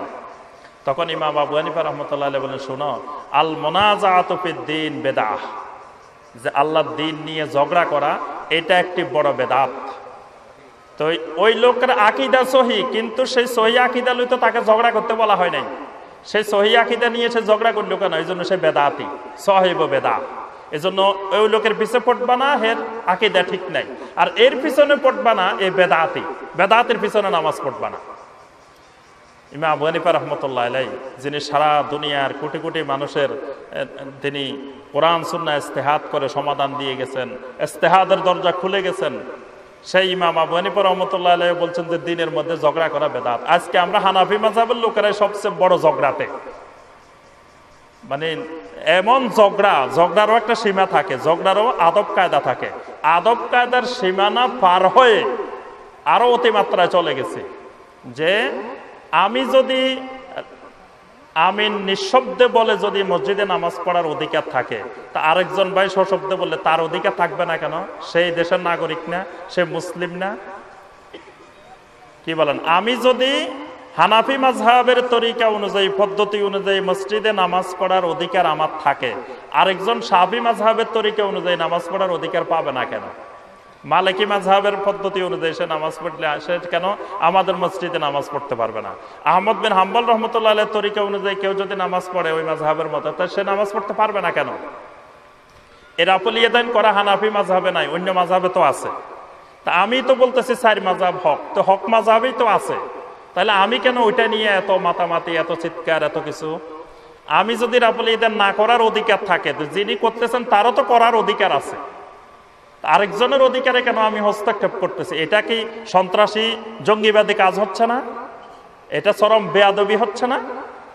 এই জন্য আমি সবাইকে অনুরোধ করব যে আমরা সালাত আদায়কারী হয়ে যাই, নামাজি হয়ে যাই, এবং প্রত্যেক সমাজে সমাজে সবাই ঐক্যবদ্ধ হয়ে আমরা লিস্ট করি যে আমাদের এই সমাজে কারা কারা নামাজ পড়ে না, কারা বেনামাজি, আমরা সবাই মিলে তাদেরকে দাওয়াত দিয়ে কিভাবে নামাজি বানানো যায়, কিভাবে সমাজ সংশোধন করা যায়।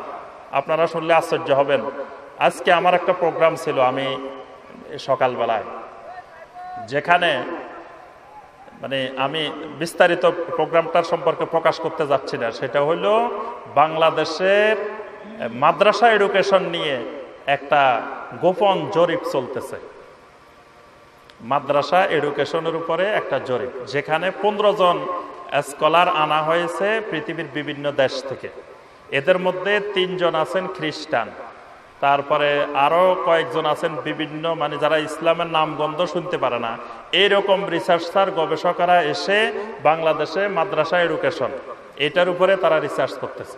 তো তারা কি ভালো মতলবে রিসার্চ করতেছে? তো সেই প্রোগ্রামে একজন খ্রিস্টান বলল, যে একজন গবেষক বললেন যে বর্তমানে মাদ্রাসার উপরে রিসার্চ করা অত্যন্ত আমাদের জন্য বড় সুযোগ, এবং তারা কওমি মাদ্রাসা সম্পর্কে বিশেষ করে খুব আগ্রহী, এবং কওমি মাদ্রাসার উপরেই তারা রিসার্চটা চালাইতেছে।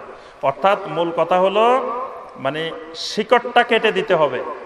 শিকড় কেটে দিলে গাছ এমনি মরে যাবে, বুঝতে পারছেন? গাছ এমনি মারা লাগবে না, উপরে দিয়ে মারা লাগবে না, কাটাও লাগবে না। এটার মূল শিকড় যেখানে, সেখানে কেটে দিতে পারলে এটা তো অটোমেটিক মরে যাবে। তো শিকড়টা কোন জায়গায় কিভাবে বিস্তৃত, এটা নিয়েই কাজকর্ম করাই মূল উদ্দেশ্য। সেই উদ্দেশ্য নিয়ে কাজ করতে খ্রিস্টান গবেষক যেটা বললেন সেটা হলো যে বর্তমানে বাংলাদেশে কওমি মাদ্রাসার ধারা, আলিয়া মাদ্রাসার ধারা, তারপরে এরকম বিভিন্ন মাদ্রাসার অনেক ধারা আছে। আলেমদের মধ্যে শত শত এরা বের করে ফেলছে বাংলাদেশে কয়টা ধারা আছে, আলেমদের মধ্যে কয়টা মত আছে, কয়টা ফেরকা আছে, সব বের করে ফেলছে। তো এই ফেরকাগুলা একজন আরেকজনের বিরুদ্ধে ঝগড়া ঝাঁটি মারামারি নিয়ে তারা এখন মহাব্যস্ত আছে। এই ব্যস্ততার সুযোগে আমাদেরকে কাজগুলো সেরে ফেলতে হবে, বুঝতে পারছেন? তাহলে এগুলা কোথা থেকে আসতেছে আবার বুঝতে পারেন। আমরা তো বুঝতেছি না, আমরা মনে করতেছি যে আমি বিরাট জেহাদের কাজ করে ফেলতেছি, কিন্তু জেহাদের কাজ করতে যাই যে দিনের ক্ষতি করে ফেলতেছে সেটা বুঝতেছি না। মুসলিমদের মধ্যে অনৈক্য, ইফতারাক, দলাদলি সৃষ্টি করতেছি, যে এই সুযোগে মাদ্রাসা নিয়ে রিসার্চের কাজটা শেষ করে ফেলতে চাচ্ছেন তারা, এবং এই রিসার্চের পরেই সেখান থেকে ফর্মুলা আসবে যে কিভাবে মাদ্রাসা শিক্ষা ব্যবস্থাকে ধ্বংস করা যায়, উৎখাত করা যায়। এই দেশের মুসলিমদের অন্তরে অন্তরে কালেমার বীজ, তাওহীদের বীজ ঢুকে আছে, এটা কিভাবে নষ্ট করা যায়, এই লক্ষ্যে খুব সুন্দরভাবে সূক্ষ্মভাবে কাজ চলতেছে। আমরা সেই দিকে খবর না রাখি, আমরা আছি ওই নিজেরা নামাজি লোকেরাই মারামারি, বেনামাজিদের মধ্যে কিন্তু মারামারি নেই। একজন কে আমার ব্যাকে আমি মারামারি লাগছে, তা আরেকজন যাই রুকুত যাই আছে, কি ভাই আপনি রুকু করেন কেন? আমি কে আমিও না, ব্যাকে আমিও না। আরেক জায়গাওয়ালা দোয়াল্লিন আর জোয়াল্লিন নিয়ে মারামারি লাগছে, আরেকজনকে ভাই আমি নামাজও পড়ি না, বাস তাহলে বাঁচি গেলাম, দোয়াল্লিনও নাই জোয়াল্লিনও নাই। তো এই জন্য আমি সবার কাছে অনুরোধ করব, এইসব বিষয় নিয়ে আমরা ঝগড়াঝাটি মারামারি, এইসব ফিতনা ফাসাদ সমাজে তৈরি না করে আমরা সবাই ঐক্যবদ্ধ হয়ে, আমরা সবাই এই দেশে বড় সৌভাগ্যবান যে আমরা এই দেশে মোতাজিলা নাই, খারেজি নাই, রাফেজি নাই, শিয়া নাই, সব সুন্নি, সব আহলুস সুন্নাহ ওয়াল জামাত, এক আকীদার মানুষ এই দেশে। আজকে দেখেন আলিয়া মাদ্রাসায় যে আকীদার বইটা পড়ায়, কওমি মাদ্রাসায় একই আকীদার বইটা পড়ায়। আকাইদে নাসাফি কওমি মাদ্রাসায় পড়ায়, আলিয়া মাদ্রাসায় পড়ায়। আকিদায়ে তহাবি আলিয়া মাদ্রাসায় পড়ায়, কওমি মাদ্রাসায় পড়ায়। এক আকীদা, এক আমল, এক মাযহাব, ফিকহের বই সব এক পড়ায়। কোরআন এক, হাদিস সব আলিয়া কওমি সব উলামায়ে কেরামদের কাছে, বুখারী, মুসলিম, তিরমিজি, নাসাই, আবু দাউদ, ইবনে মাজাহ, এই হাদিসগুলো সবার কাছে একই গুলাকে সবাই সম্মানের চোখে দেখে, একই গুলাকে সবাই গ্রহণ করে। তারপরেও কেন এদের মধ্যে মারামারি হবে? দেখেন যারা শিরক নিয়ে ব্যস্ত, কবর পূজা নিয়ে, মাজার পূজা নিয়ে, তাদের মধ্যে কিন্তু ফতোয়াবাজিও নাই, মারামারিও নাই, ঝগড়াঝাটিও নাই।